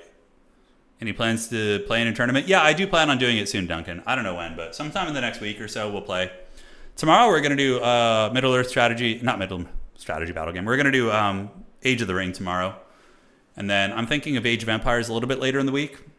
We'll have to play it by ear. Yeah, it is, Commander. It is. Yeah. Okay, let's refresh. Dude, these homies are still going at it. Jeez Louise. That's wild. You can do PvP armies. I'm not sure what you mean, Awix. Yeah. So Vampire counts have been doing really well this season. They're sitting at like a 63% win rate. I think there's a couple of really good players who've been playing them. Anticity's been playing them. Max has been playing them. And these guys are extremely strong. So I think that they've been buffing up the win rate. Because like when I play against vampire counts, I don't feel like they're oppressive at all. You know, I feel like they make plays and they win because of that. There are some factions that just feel oppressive to play against, right? Like I sometimes feel like Thunder Tusk Ogres were pretty oppressive. Slaanesh can feel oppressive because all their units are just so good. And Beastmen also with like Centaur spam at a high level can be very obnoxious. Also, who's the best Vampire Coast player? Probably Scrambled Egg Special. Scrambled Egg Special, Alexander Nuts are probably the two best Vampire Coast players. Inticity doesn't really play them anymore. Artso, thank you for subscribing. I really appreciate that, boss. Thank you so much to our YouTube channel members and Twitch subscribers. Thanks for keeping this old man going. I really appreciate you guys. Yep. Oh, AoE 4 is great. It's always a good time. Count's win right now is the single best example of how badly the stats can be skewed. Of course, Max here advocating for his people. Yeah, I don't feel vampires are overpowered. I don't feel that at all. So don't you worry. Coast is all right in domination. Vampire counts are much better, though. I actually think vampires are just stronger than them in dom. They play the objective game very well. Vampire counts do. The fact that they have like the heavy cavalry and the crypt ghouls with vanguard and good capture weight. Coast is like a guilty pleasure. Yeah, sure is fun. I'm not in charge of nerfing. So usually what I do, unless there's a really egregious issue, if there's like one unit that's like ruining the entire meta, I'll like hit up CA and be like, please deal with this. But typically there's a community balance document that Catholic Alcoholic runs. He does a great job with it. And usually we just send that to Creative Assembly every balancing cycle when they like reach out and like, hey, is there any feedback? And they just kind of work through that document. So it's kind of what goes on with that. It's been good. There's been some really good balancing changes in the past couple months. Zombie summons are really good. Hey, what's up, B6? Did I ever get into AoE 3? No, I never did. No, I skipped that one. I played the old Age of Empires and then obviously AoE 4, but yeah, never did that. The balance. So in terms of balancing mods, I think it's good for testing changes. But I wouldn't want to implement a wide balancing mod until this game gets abandoned by Creative Assembly. You know, like when Creative Assembly eventually abandons this game or stops supporting it and doesn't do balancing anymore, that's when you can do that. Because I want everybody to be playing more or less the same game. Like if we get new people coming from, Quick Battle or just, here on the streams, I want people to be playing the same game, But I do like the balancing mods. I think it's cool for testing and stuff. But until then, I probably would abstain from that. Because I'd rather like try and get the problems fixed. Because if we advocate to get the problems fixed from Creative Assembly's perspective, it then is like a benefit for everybody, including people who just play like Quick Battle and stuff. Yeah. Oh, there's never going to be a Total War Warhammer 3 or 4. Yeah, this has got to be the last one. But I suspect they'll support this game longer than you'd expect. Yeah, there'll be some goodness in the future, I'm sure. If they give us Star Wars Total War and I can just play as Palpatine and just cackle as I Force Lightning people, I will be so erect. Although, honestly, I mean, who wouldn't prefer 40,000? Come on. Hey, come on. Okay. So let's refresh this. What's cooking here? Yeah. All right. So Hitman Hippos won. All right. Cool. And we got Hippo. All right. Apparently the other game was really, really good. Yeah, so I'll probably cast it separately on the channel and we'll upload that one soon. All right, finals. So we got Ogre Kingdoms versus Vampire Counts. Oh yeah, Trojan, it's got to happen. It's got to happen, dude. Does anyone know where to buy Battle for Middle-earth 2 that doesn't involve a physical disc? Yeah, so we're using a standalone mod that doesn't even require the original game. It's called the Age of the Ring. Age of the Ring mod. You can get it on the mod database. If you join our Discord, people can direct you to it in the Lord of the Rings section. Yeah. It's really, really freaking good. Oh, I'm too weak. Don't kill me, please. Palpatine is like my favorite character in Star Wars. Oh, Jack, I think it'll be, I think the big old 40K probably. Yeah. Okay, so looking around here, what do we got? We got the finals. Vampire Counts versus Ogre Kingdoms. Let's get it, dude. Yeah, Dawn of War 2 is on the horizon. It is. This is going to be a fun matchup. So my power fantasy here is Blood Knights. I just want to see Blood Knights. If we can get Blood Knights in here, I'm going to be very chubby. That will be very fun. Because they're like the coolest unit on the Vampire Count roster. I'll be right back. 1 second, guys.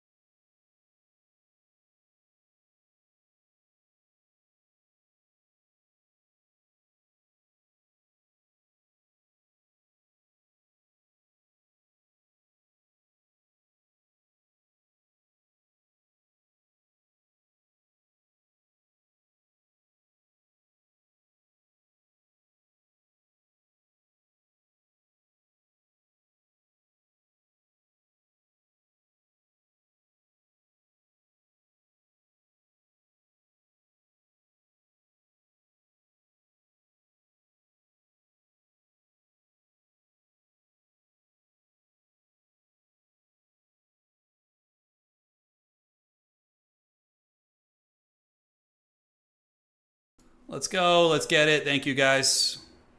Grand finals. See, I lost like 100 million on hyenas. Oh, you guys are talking about hyenas now? Jesus.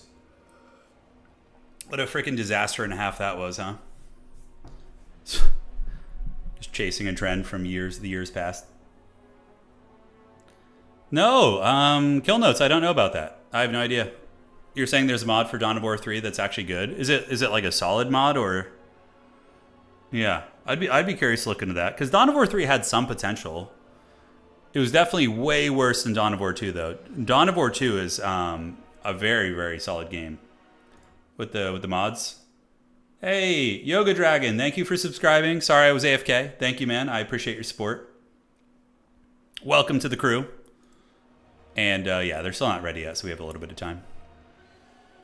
Time keeps on slipping, slipping, slipping into the future. Oh, that scene, yeah, that was one of the scenes from the Hobbit movies that were fun. When the White Council battles Sauron the Necromancer and his Nazgul. That was very fun. Okay, my favorite RTS of all time. It's kind of tricky. You got to give me like, if we're talking my favorite traditional RTS of all time, probably Warcraft 3. Because I spent so much time as a kid playing Warcraft 3.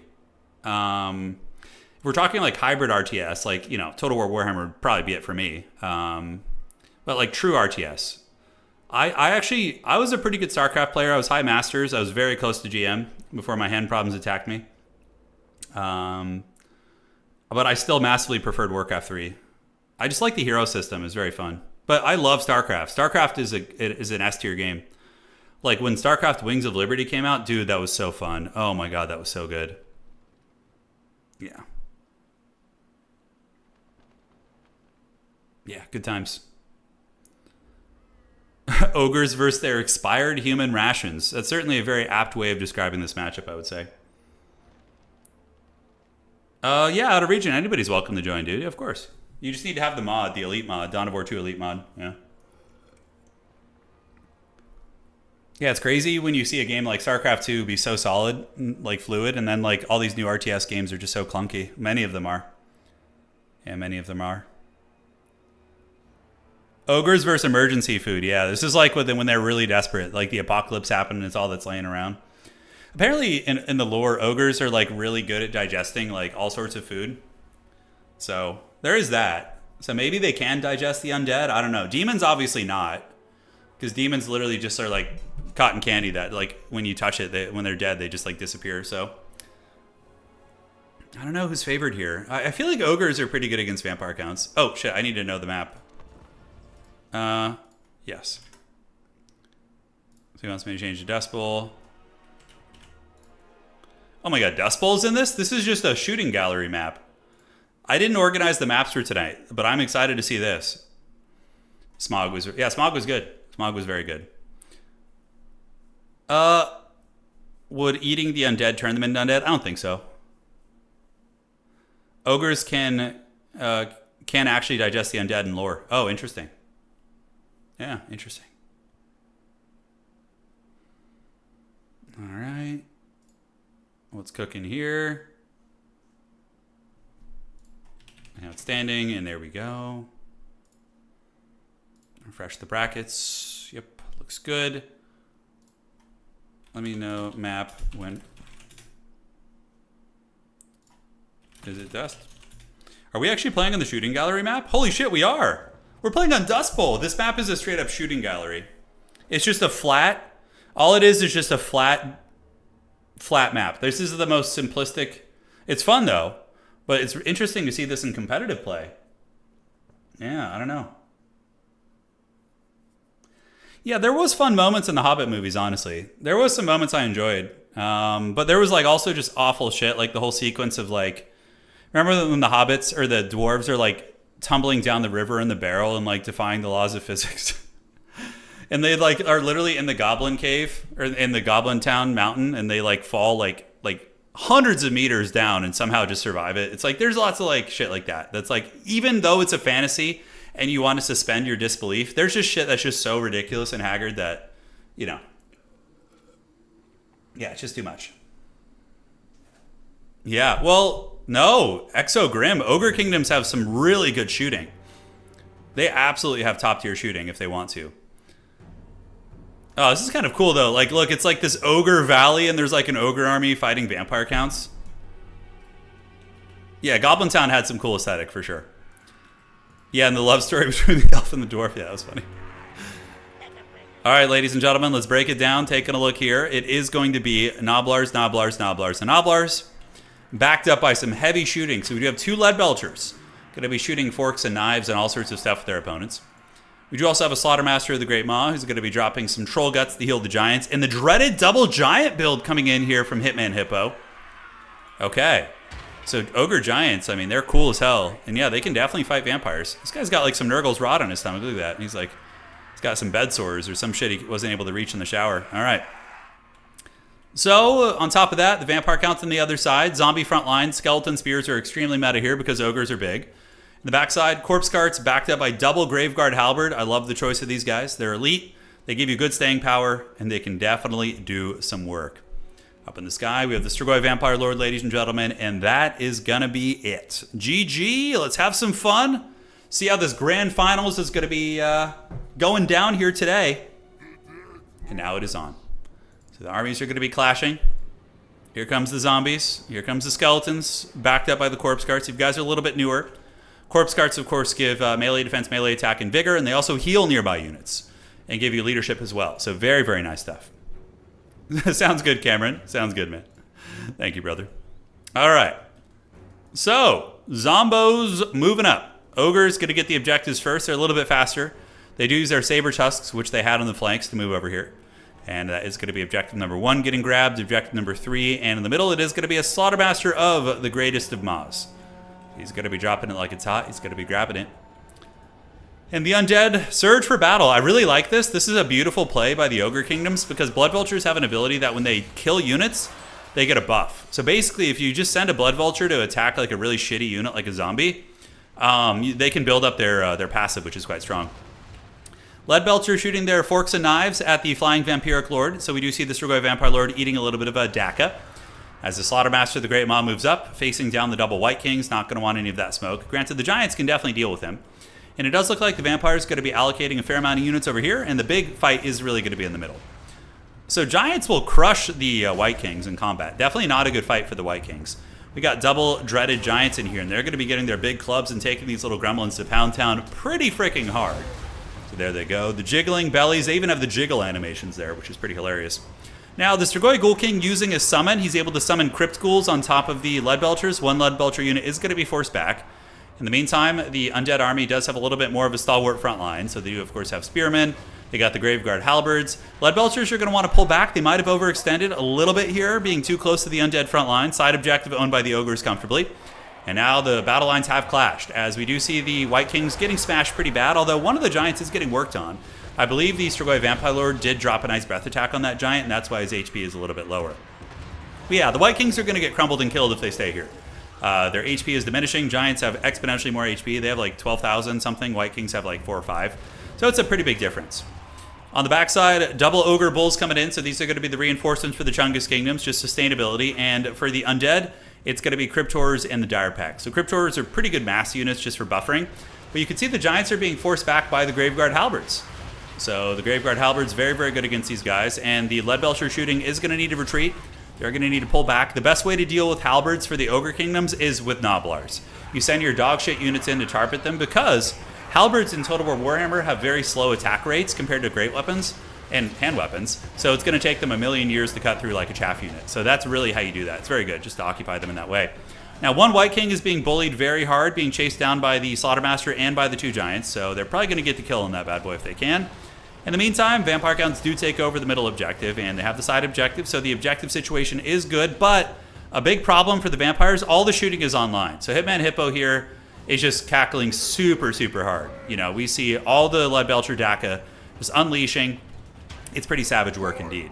So is the White King hanging on? He's critical binding. You know, they're very tanky characters. They have high melee defense, but oh, Pegleg's coming to get him, dude. He does get the overhanded swing and hits him. Negative 18 leadership. Crumbling is the White King. And the Cryptors are going to be trying to save him. But will he stabilize? He is near the corpse cart. He's getting a little bit of healing and leadership, negative 18 leadership, and I think he's not long for this world. That White King is going to be crumbling, and if you watch here in a moment, he is going to disintegrate to dust, and down goes the White King. So the kill was completed by the Ogre Giants. They got the job done. In the backfield, we do see another Ghoul Summon activated. So he's using his Ghoul Summons to try and tar pit the Lead Belchers here, which is certainly not terrible. Giants battling the Cryptors. Vampires are going to have to win this game on points if they're going to win it. That's for damn sure. He tries to ninja the outside objective too, calling it a Crypt Ghoul from the Vanguard point. But the Ogres are, the Lord is getting hunted here. There's a chance that if the Strigoi Vampire Lord can kill the Slaughtermaster, he's using Claws and Warcane too. 700 weapon strength, but he's got to be careful. These Giants will lay a whooping on that thing. Like 2 Giants, Strigoi Ghoul King is good against big targets, but against double Giant, that's not going to happen. The peg leg grinding animation. Uh-oh! Vampire Lord gets a little bit surrounded. The Man-Eaters were back here, and it looks like they maneuvered in, getting a surround partially on the Vampire Lord, and he takes a shit ton of damage. Oh, man. That was brutal. Not good at all for Count Chocula there. All right. Now, are the Ogres able to stabilize their shooting? We see one Lead Belcher here. The other Lead Belcher a little bit too close. Going to need to pull back. Ogre Bull sent into combat. But the Vampires are winning on the objectives, as it currently stands. Looking at value trading definitely favors the Ogre Kingdoms. And remember, they have healing as well, so it's not a big problem if the healing is really what comes into play. And turning around here, we do see the Lead Belchers getting ready to shoot, and they're going to be dropping some shots. That is a lot of damage right there. If those guys are allowed to shoot, they're going to be melting the Vampiric forces. Absolutely melting. Other Lead Belchers back online. More and more Gnoblars and Gnoblar Flingers are being sent into combat. Ogres, I think, are definitely pulling ahead. Here we do have the Man-Eaters with great weapons. It looks like they're battling Cryptors, which is going to be heavily favored here for the Man-Eaters. They have anti-large, although it looks like they're trying to move away instead of fighting. Yeah, so they should just stay and fight that probably. Yep, more Gnoblars, but look at this. We got the Vampire Death Star right here, just like a big blob of vampiric units, but they're just being absolutely hammered. We got the Flingers, we got the Lead Belchers, and now the Double Giants are going to move in, and they're going to take these guys to Pound Town, for sure. Overall, Hitman Hippo in a more commanding position. I love seeing Giants, by the way. I think they're such a cool, underrated unit. For only 1,500 gold, they're one of the stronger fighting monsters in the game. But the issue is their speed, right? That's really what the problem is. Oh, the Great Maw is activated. The Ogres calling in their ultimate here. That big spell from the Lore of the Maw. I didn't even notice he had that. And it melts all those zombies and those various units. Man, that was awesome. So the Undead getting folded here. Now we see Blood Knights coming in. So the Blood Knights were called in. The coolest vampire count unit. And they do dive on top of a Lead Belcher unit. Immediately doing big damage right there. So we do see the Lead Belchers getting chased back, retreating through the Gnoblars. You're going to need more than that to fight off the Blood Knights. Lead Belchers turned about face, but then Fellbats coming in to shut them as well. Very, very good vampire count play. You know, doing a dual-pronged attack on both of the range units at once so they can't cover each other is very, very nice. So Lead Belchers in a bit of danger here, but they do manage to get back. Blood Knights Coming for the kill on the Slaughtermaster, ladies and gentlemen. Oh, this could be the turning of the tide for Maximillionaire. If he kills the Slaughtermaster. Slaughtermaster is actually broken. He's terrified and running. He does get a Troll Guts off before he actually broke, though.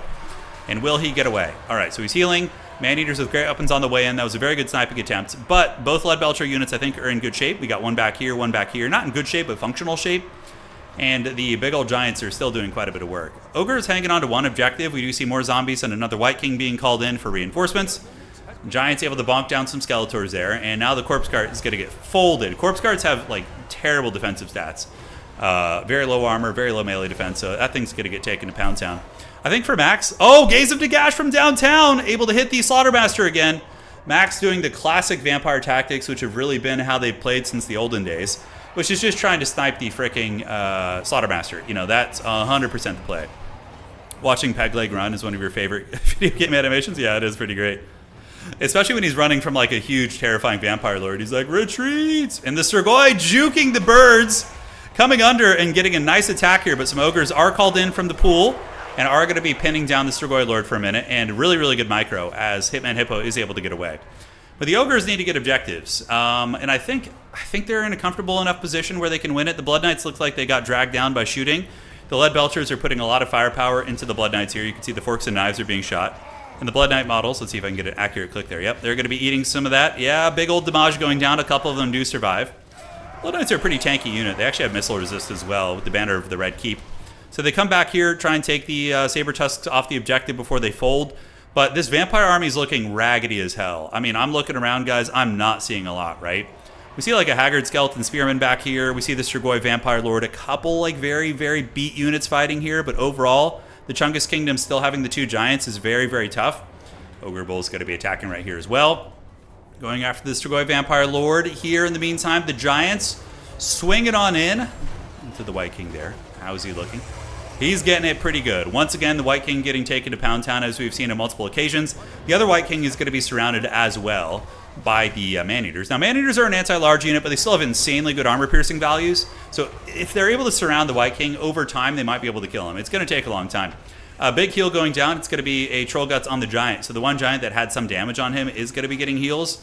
And the only chance I think the Vampires have of winning this game is if they win on an objective game.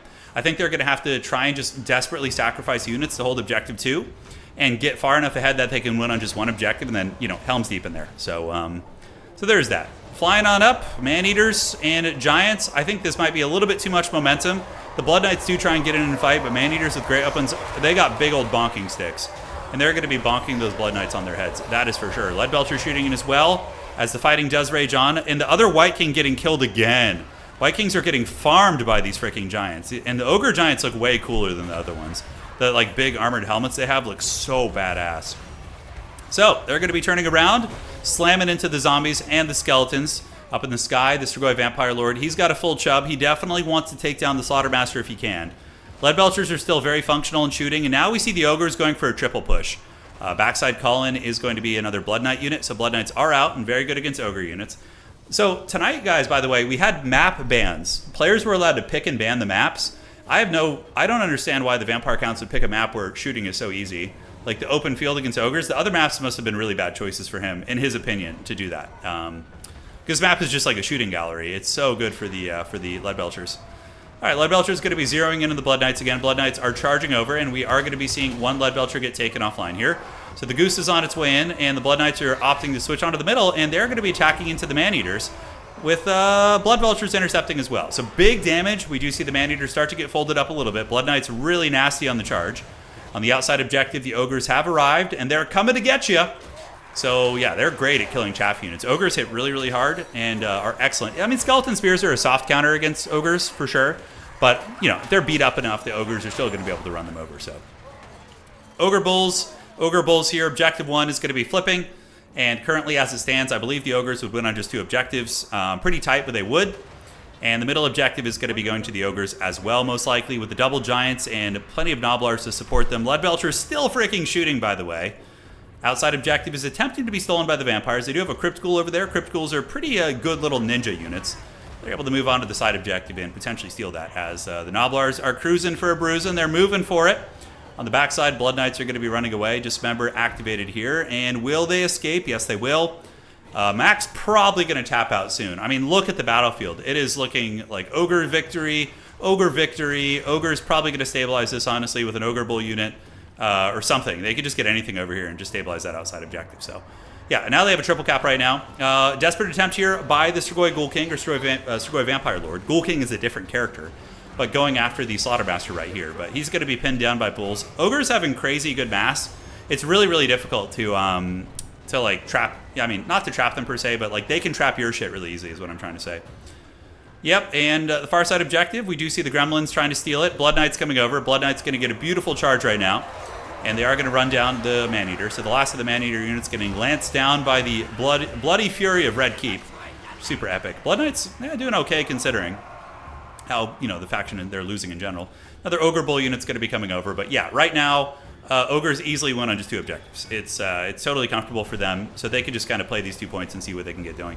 Maybe if Maximilianaire can snipe the Slaughtermaster somehow and get like a big Lord pick, break the leadership of all these like Noblars and shit, maybe. We do see a lot of Skeleton Spears coming in. Ogres really, really dominant on Objective 1. They were able to crush those units off, and they're not really contesting Objective 3 anymore because of the Blood Knights. So the Blood Knights will intercept most of what's going to come that way, so just playing those 2 points is good.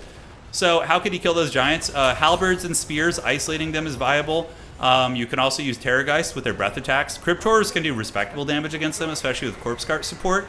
So there's plenty of ways. It's not an easy thing. Vampires have always kind of struggled with that, but it is possible. I mean, vampires beat a lot of factions that bring big stuff. They'll be able to beat Lizardmen at times. Yeah, Gaze of Nagash is also very good too. Spirit Leech is an option with Manfred. You have a lot of choices. So Slaughtermaster the Great Maw is going to be retreating away.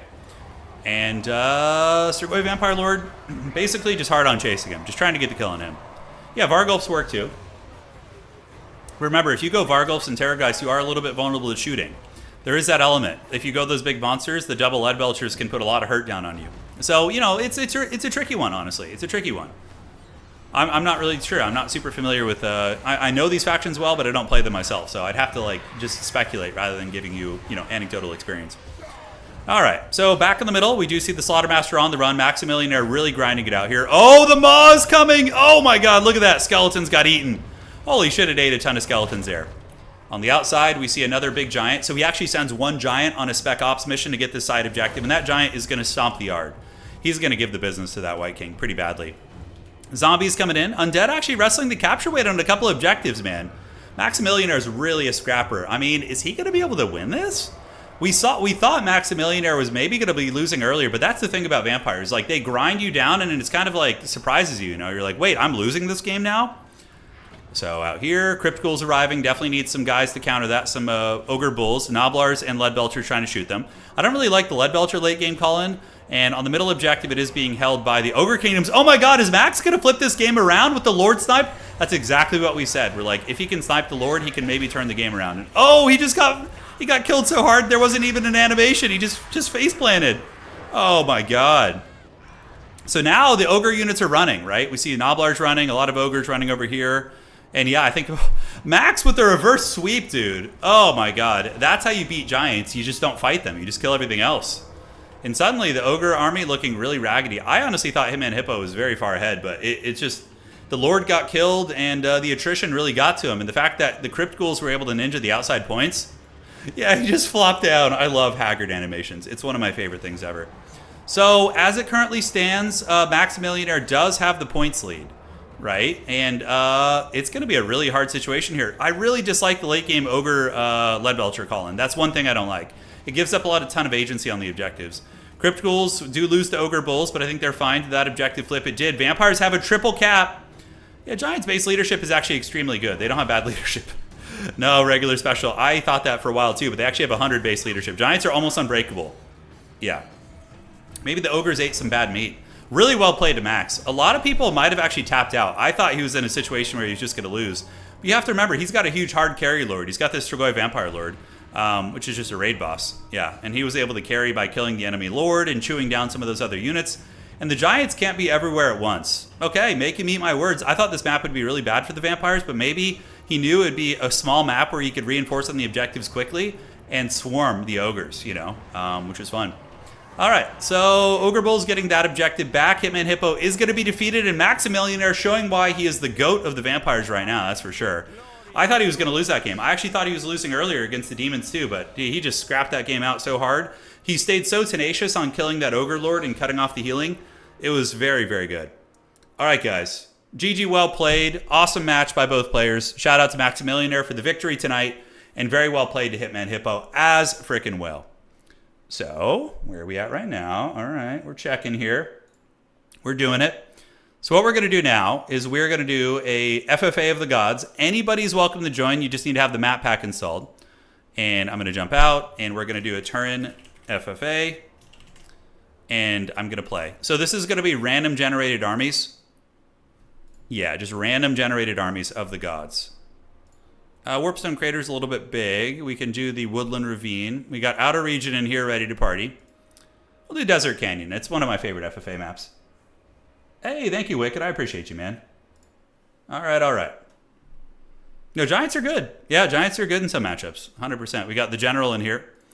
So we had a Dark Elf thumbnail. We can't have it be complete clickbait, even though I don't think Dark Elves are something that really bait people in. But we're going to go Dark Elves. Okay, so General and Outer Region, if you guys are listening, and Rat King, I need all of you guys to auto-generate your army. So what you're going to do is go, and you're going to click the auto-generate button 3 times. Okay, 3 times. 1, 2, and 3.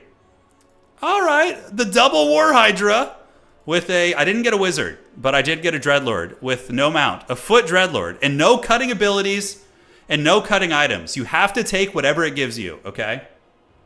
And ready up. Rat King, General, all of you... You better have auto-genned, I swear to God. You better have. Vampire counts are never down for the count until you take down the count. Yeah. Next stream, can you not conflict with the NBA Finals? Well, when are the NBA Finals, William? I don't follow it. Oh, it's Professor Pone. It's the GOAT. It's my boy. Pone, I'm back online. Anna's here. I was like King Theoden, you know, just sitting and withering away without my wife here. Now that she's back, I've had the energy rejuvenated here. All right. Outer Region saying his gen is pretty good. Dude, is it as good as the dreaded double Hydra, though? I don't think so. I think the Hydra is going to be too forbidden. Yes. It's okay. Don't worry about it. Don't you worry about it. So, Pone, have you been playing some more Lord of the Rings today? Were you jamming it up? We'll do... Oh, you know what would be fun, Pone, we could do for Lord of the Rings is we could do a team tournament where it's like a really casual team tournament where we have flavor. So Gondor and Rohan can team up. Isengard can team up with Mordor or any of the evil factions. Yeah, no, Pone, it wasn't... It was more isolated in an area of the city. Yeah. It wasn't like where I was. Like, I was in LAX and I didn't see anything. Yeah. I used to be super into sports back in the day. I was like... Yeah, now I only really like to watch individual sports. Okay, so we got the... Harganeth Executioners, and we do have the Witch Elves too. We got the dreaded Dreadlord. So which Dreadlord is this? I don't even know what the ability is. The Hydra Blade. Okay, Strength through Spite. So we got the melee Dreadlord, right? Okay. Let's get some Corsairs back here. I don't have any spears. We have double Doomfire Warlock. We have a single Bolt Thrower, which I know is going to die. I'm just going to leave it here. And Medusa, or Hydra and Hydra. Okay. Okay, so there we go, and there we go. Yeah, very simplistic army here, guys. Yeah, we got Nolosi, that's right. All right, so we're going to go battle the Dawizar. We're going to get the Bolt Thrower. I don't know how this is going to go, but we're going to march up on him. Doomfire Warlocks are going to do it. Let's put you in Spray Fire and start shooting at the Oglacon's boys. And let's see what the other armies look like. Okay, so Khorne Autogen, pretty good. Oh, Skulltaker, Double Cannon. Yeah, it's actually not bad. Heralds of Khorne's Fury. Lizardman got okay, Rat King got like some T-Rexes and shit. Yeah, Autogen FFA is so much better. Yeah, they're so much better. Yeah, I was a professional sports organizer, yes. I ran sports tournaments for a living. Yeah, I'll tell you guys about it someday. It was a great job. I loved it. It was very rewarding. All right, so how's the Bolt Thrower doing? Where is the Bolt Thrower, by the way? What the hell? Why is it not shooting? God damn, what is that shit? Okay, it's going after my Harvesters. I got to run away. We don't want any of that smoke. And we can get some Dark Shards to kind of fan out there and shoot them. And the rest of the Dark Shards are going to be advancing. We do have some super elite infantry, so those are Infernal Ironsworn. So we need to get them and get you in there, do a little breath attack on these guys, pull back, and you form ranks. And we're going to get the Harvesters to come in and protect, and you guys chill out on the outside. Witch Elves can come back this way. So you ready to see the dreaded breath attack from the Hydra? Oh yeah, give me that. All right, let's get our character in there, kind of loop around, defend a little bit. Let's get the Dark Shards to shoot at this guy. You to shoot here as well. And you guys just hang out. All right, so now the Hydra's in, so now we can send in the more... Oh, shit, he's got... Oh, I didn't see that. He's got freaking Granite Guard. I wasn't looking. It was just a prank. Oh, no, that's not good. Oh, that's so bad. Oh, that Hydra's dead. All right, well, sorry, Mr. Hydra. You're gonna have to do your best. All right, so Corsairs can go over here, fight these guys, and in the meantime, we're gonna do this. All right, guys, sorry, we're cooked. I wasn't paying attention. Hydra Blade. Oh, please get the rebirth ability, Hydra. We need it. Okay, so I need to go around the side and try and shut those guys down right now, if we can. Witch Elves are fighting, and yeah, I did not see a Blood Bowl Organizer. Yes, basically, that was a Blood Bowl Organizer, correct. All right, Witch Elves can go push in here and use their abilities. The Hydra's actually doing pretty good, so that is nice. We need to get around the side and shut down that shooting if at all possible, and now we're going to pop the Witch's Brew to make them go crunk. So they're going to start listening to some Little John here. We need to get on top of the Granite Guard with those 2 units. Word of Pain. Activated on you, and oh, please don't get the shot off, please, please, please. Oh, they got the shot off. All right, we need to get there. So you guys have gotten on top of them. That's going to shut that shit down for now. I'm definitely not winning this. This is bad. This is bad news bears. Okay, and the other guys are going to loop around. We do manage to break through, so we need to get on the Granite Guard here. You guys stay on top and keep fighting the Granite Guard. Yeah, perfect. And then you guys come around and charge and charge. All right, so hopefully we can get on top of them. We do have our characters still fighting here, and they're still tanky, though. They have a lot of armor. Oh, God, guys, I'm in danger. I'm not in good shape here. This is looking rough. One of my Hydras is surrounded by freaking Bull Centaurs with Grey Opens. Homie's got a lot of good units here. He's got, like, all the shooting, and, yeah, it's messy. All right, Shards, turn around and shoot you guys. Hydra, I guess, just keeps fighting. We do manage to get on top of both of the range units, so they are going to get cut down, but I am... the General is getting the most value. He is doing quite good right now. Maybe the Hydra can stay the course. Harganeth Executioners are doing great work, and the Doomfire Warlocks, we can do a Soul Stealer on you guys, and we can do a little Doom Bolt on you guys as well. All right. My Lord is doing okay. She's kind of like trapped in the pits. You know, throwing away a Hydra like very early on is not good. So you guys fight there. Let's get you shooting here. You guys shoot these guys, and let's get the Bolt Thrower shot to go this way. I don't know if I'm going to be able to claw this one back. It's going to be really, really difficult. So my Lord is dying as well. Okay. Can we get the Lord out of this pit? I don't think so. I think it's just going to have to fight. All right, so Dark Shards are sharding all over the face of the Bull Centaurs here. Witch Elves are doing good. I don't really have too much to do here. We do manage to get over there, so let's at least shut down the shooting and get whatever points we can. Is there any army I can rally here? Maybe. Witch Elves can go try and peel you down. Let's get you guys to shoot here and you guys to shoot here in guard mode. The Hydra, War Hydra might come back. Is Kyle's Corn doing on the other side? We don't know. Harganeth Executioners do get on top of the Granite Guard. I should not have attacked in. I didn't see he had the 2 shooty units, so we really, really paid the troll toll there. All right, so what do we got? Yeah. Oh, yeah, is this just bugged where my Dark Elf ability just doesn't work? I just noticed that. Or did it already pop? I didn't notice. Okay, well, anyways. War Hydra's back. We're going to get a little breath attack on these guys. We could if we want to. I could just try and get the Hydra away. We need to get you guys in. How's the shooting looking over there? Pretty good. Let's pull you guys, you Witch Elves in there, Sisters of Singing Doom. You guys pull back. Let's wind up some breath attacks right there. We're going to start going after the... Oh, shit, he has the Immortals in there? Oh, my God, I didn't even notice that. Jeez Louise. Homie's got, like, all the Dark Lord units, huh? All right, so we're going to breath attack them. We're going to get these Sisters over here. You guys go rout off those Cutthroats right there. Maybe just fight here. Yeah, I don't think you're going to be able to escape those Bull Centaurs, so you're going to have to just do it live. Let's get on these guys, chew them up. Dark Shards need to juke and run. It popped? Okay, good. I did get it. The other side is like a tooth and nail fight. It's looking pretty good over there. But I think the Chaos Thrower player is going to be the favorite to win. Outer Region, though, is pretty strong. I might be able to have some play here, but not much. War Hydra is hanging in there. Okay, we do get the healing ability. Yeah, but that's a lot of Dowizar units. We did not do a lot of damage. Did he have a wizard? I don't think he had a wizard either, but he did have that great Taurus, which was pretty good. All right, so we're out of this. So now on the other side, guys, we're going to see who's going to win this FFA. Nolosi was not very good, unfortunately, but my opponent also had a very bad Lord. The Overseer is terrible. Okay, so moving across, the Soul Grinder of Corn is chasing down the Feral Troglodyte points. Outer Region's getting those points, you know. His army's pretty mean.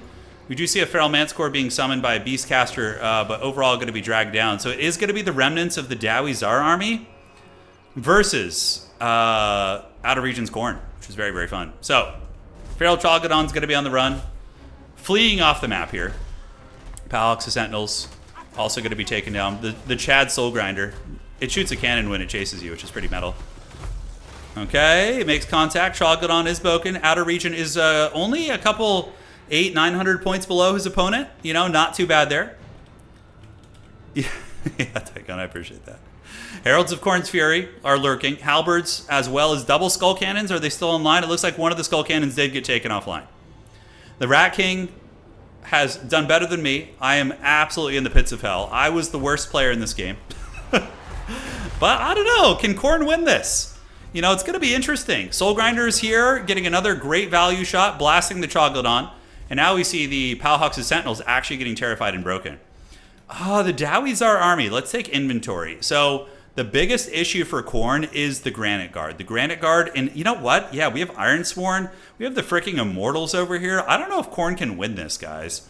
He did get a Mounted Lord. He got one of the better lords actually in the game for Khorne, which is the Skull Taker. Outer Region even said as we were loading into the battle, he's like, hey, I got a really good roll. He's like, I got a good autogen. My army is strong, and we are seeing that reflected right now. So they're going to be advancing up to fight in the middle. By the way, General and Outer Region, if you guys are listening, just please fight. Don't be too cagey here. Just pretend like it's land battle. Yes, it's casual here. Don't worry about it. Granite Guard probably surpassed 2K value because I did not even notice those units. I thought they were just warriors, and I just lost one of my best units instantly. 2200, yeah, really, really good. The other ones are sitting at 1800 value, so beautiful stuff from General here. All right, the Dawis are advancing up, and Outer Region. Oh my God, I did not see this. Outer Region has a good counter against this army. He's got the Hellforged Bellowers. Oh man, that's so good. If he gets it a little bit closer, it'll do more damage. But yes, they will be colliding here in a moment. And the Khorne army is gathering. Oh, I love that. I can't resist doing the Black Sabbath code every time I say that. But yes, they're going to be advancing up. Fleshhounds of Khorne, Hellforged Bellowers are gathering. The dreaded pencil formation, and that is a big shot there. Kaboom! Granite Guard getting nuked by the Hellforged Bellowers here. All right. So the Chorf player definitely should switch out of the pencil formation. He can get bowling pinned if he does that by like cavalry and monster stuff. It's good when you want to reduce surface area against like elite units, but yeah, here not going to be so great. All right. Archers are shooting in, going after the Soul Grinder. The Coordinate Army might have the advantage here. Outer Region actually passed him in points just now. No, he's about 200 behind. So, oh my God, the Lizard player's still alive. Look at the Rat King. He's got his little rat flying pterodactyl here. Oh my God, I love it. So, on the backside, Bull Centaur Renders are engaging, but Skull Taker with his Marauders should be able to finish them off. They're pretty damn low. They were a beast this game. They really wrecked my Hydras. Bull Centaur is getting 3,500 value. Oh my God. Outer Region's kind of going balls deep in this Dwarf army, though. He has the Heralds of Khorne's Fury, which are like a hard counter against Chaos Dwarf Infantry. He does also have the Soul Grinder of Khorne, which is pretty bananas as well. So he's able to get in there and do some serious heavy lifting. And yeah, the Chaos Dwarf army's kind of just gone. Like, we look around, it has a freaking great Taurus, but that's it. Hellforged Bellowers are still lurking online. Oh my God, are they going to shoot this thing in the sky? I hope they do. Yeah, what is he shooting at? No, he's shooting over here. Okay. Going after the Cohort of Fwaddle to blast him down, and he does break those units again. And the Khorne army is now battling the Infernal Ironsworn. Right, we do see that. So Infernal Ironsworn do have 59 models left, still a little bit of fighting power left in there. Heralds of Khorne's Fury are fighting very effectively. Anti-infantry, armor piercing, but the Great Taurus is also very good against a lot of these units. But the Soul Grinder of Khorne with the Locust of Fury, going to be a very beast mode fighter, 687 weapon strength, 47 melee attack, going into the Great Taurus. A little bit tricky to tell these guys apart with their banners, so my apologies. Skink Priest on the outside as he's trying to pet his Croxagores. He's like, please come back and help me.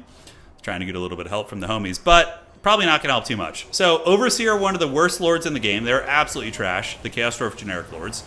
They basically have no good abilities and don't provide anything. They're just absolutely awful. And Outer Region just kind of slowly running over these units. Flock of Doom coming down from the dinosaurs. Skull Taker, if Skull Taker were to be killed by the Great Taurus, maybe.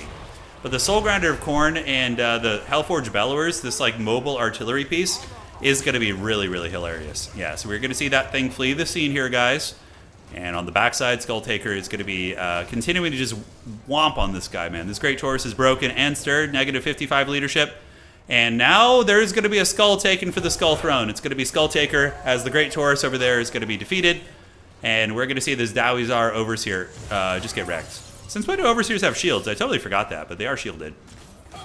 Maybe like an Overseer, like they need just a really nice ability. They need something. He can go invulnerable, which lowers his melee attack to 0. Like if that item just didn't lower his attack to 0, it'd be good. But the fact that it does is pretty terrible. Oh, a couple guns coming back online on the high ground. They didn't hear no bell. I mean, they're still dwarves. So they're trying to blast down the Skull Taker, who's very, very low. And that Giga Chad Overseer really, really going for it. But Outer Region has been winning the fight pretty decisively. And we're going to see the Motorcycle as well as Skull Taker trying to finish off the Overseer.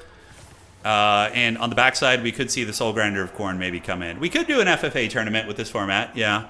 It's kind of hard to police, though, because, like, how do we know people aren't cheating? And, like, I would have to spectate it, you know? Or it'd have to be really casual. Yeah, I don't know. I could auto-gen the builds for people and then send it to them. There's a couple ways to do that. That's a little bit haggard, but it's possible. Skull Taker is about to get his prize. He's got 1,000 HP. He's wavering, -6 leadership, and I could watch them generate their armies, actually. I could watch them as they generate it. Yeah. But it would have to be on, like, a lobby-to-lobby basis. Like, I'd have to be in every lobby or have an admin watching everyone. Yeah. All right, GG. That was not a valiant defeat. That was a crushing defeat for me. But victory for Outer Region and the Blood God. Looking at the auto-gen armies, let's rank them in terms of what I think their quality is. So Outer Region's army is pretty good. It has double Skull Cannon. It has triple artillery, which is, like, almost what you would see. General, you did really good, dude. You last samurai'd my ship, bro. Well played. You deserve it. You played so good, General. All right. So, yeah, Outer Region's army is probably... Yeah, Outer Region got the best army. I would say the next best army... So, yeah, Krokgar with a Flock of Doomcaster. Two solid, okay, mobile SEs. I don't know. General's army's pretty good. But he didn't have a caster and he got a terrible lord. But he got a gun line with like, here's the thing. Getting a gun line defended by an anti-large fighter is really good. Really, really good. He also got a good monster and good solid infantry. I don't know. I would say maybe my army was okay, actually. My army was okay. I would say Rat King probably got the second best army. General got the third, and mine was probably the worst. Because getting an awful lord. Hydras are already a bit of a meme. Dark Elf Infantry, you know, not terrible, but yeah, GG, well played. All right, guys, I really hope you enjoyed tonight's stream. If you enjoyed what you saw, if you liked what The Rock is cooking, please do consider dropping a like on the way out on YouTube. I see there's 3,000 of you guys here. I don't know if that's... I'm always sus of the YouTube numbers. I'm just like, dude, is that real life? Is this just some witchcraft? But please do drop a like on the way out. It helps a lot. Show me that you're actually here.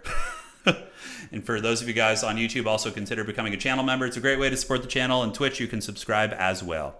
GG, well played. I'm going to go hang out with my smoking hot wife. We'll see you around on the other side. Adios, do widzenia. And that is it for tonight. We're going to be back tomorrow streaming Lord of the Rings. I got some fun stuff cooking up. Tomorrow, we'll do some fun flavor. All right, guys. See you on the other side. Take care of yourselves. And ladies and gentlemen of the old world, that is going to be it for tonight. Cheers.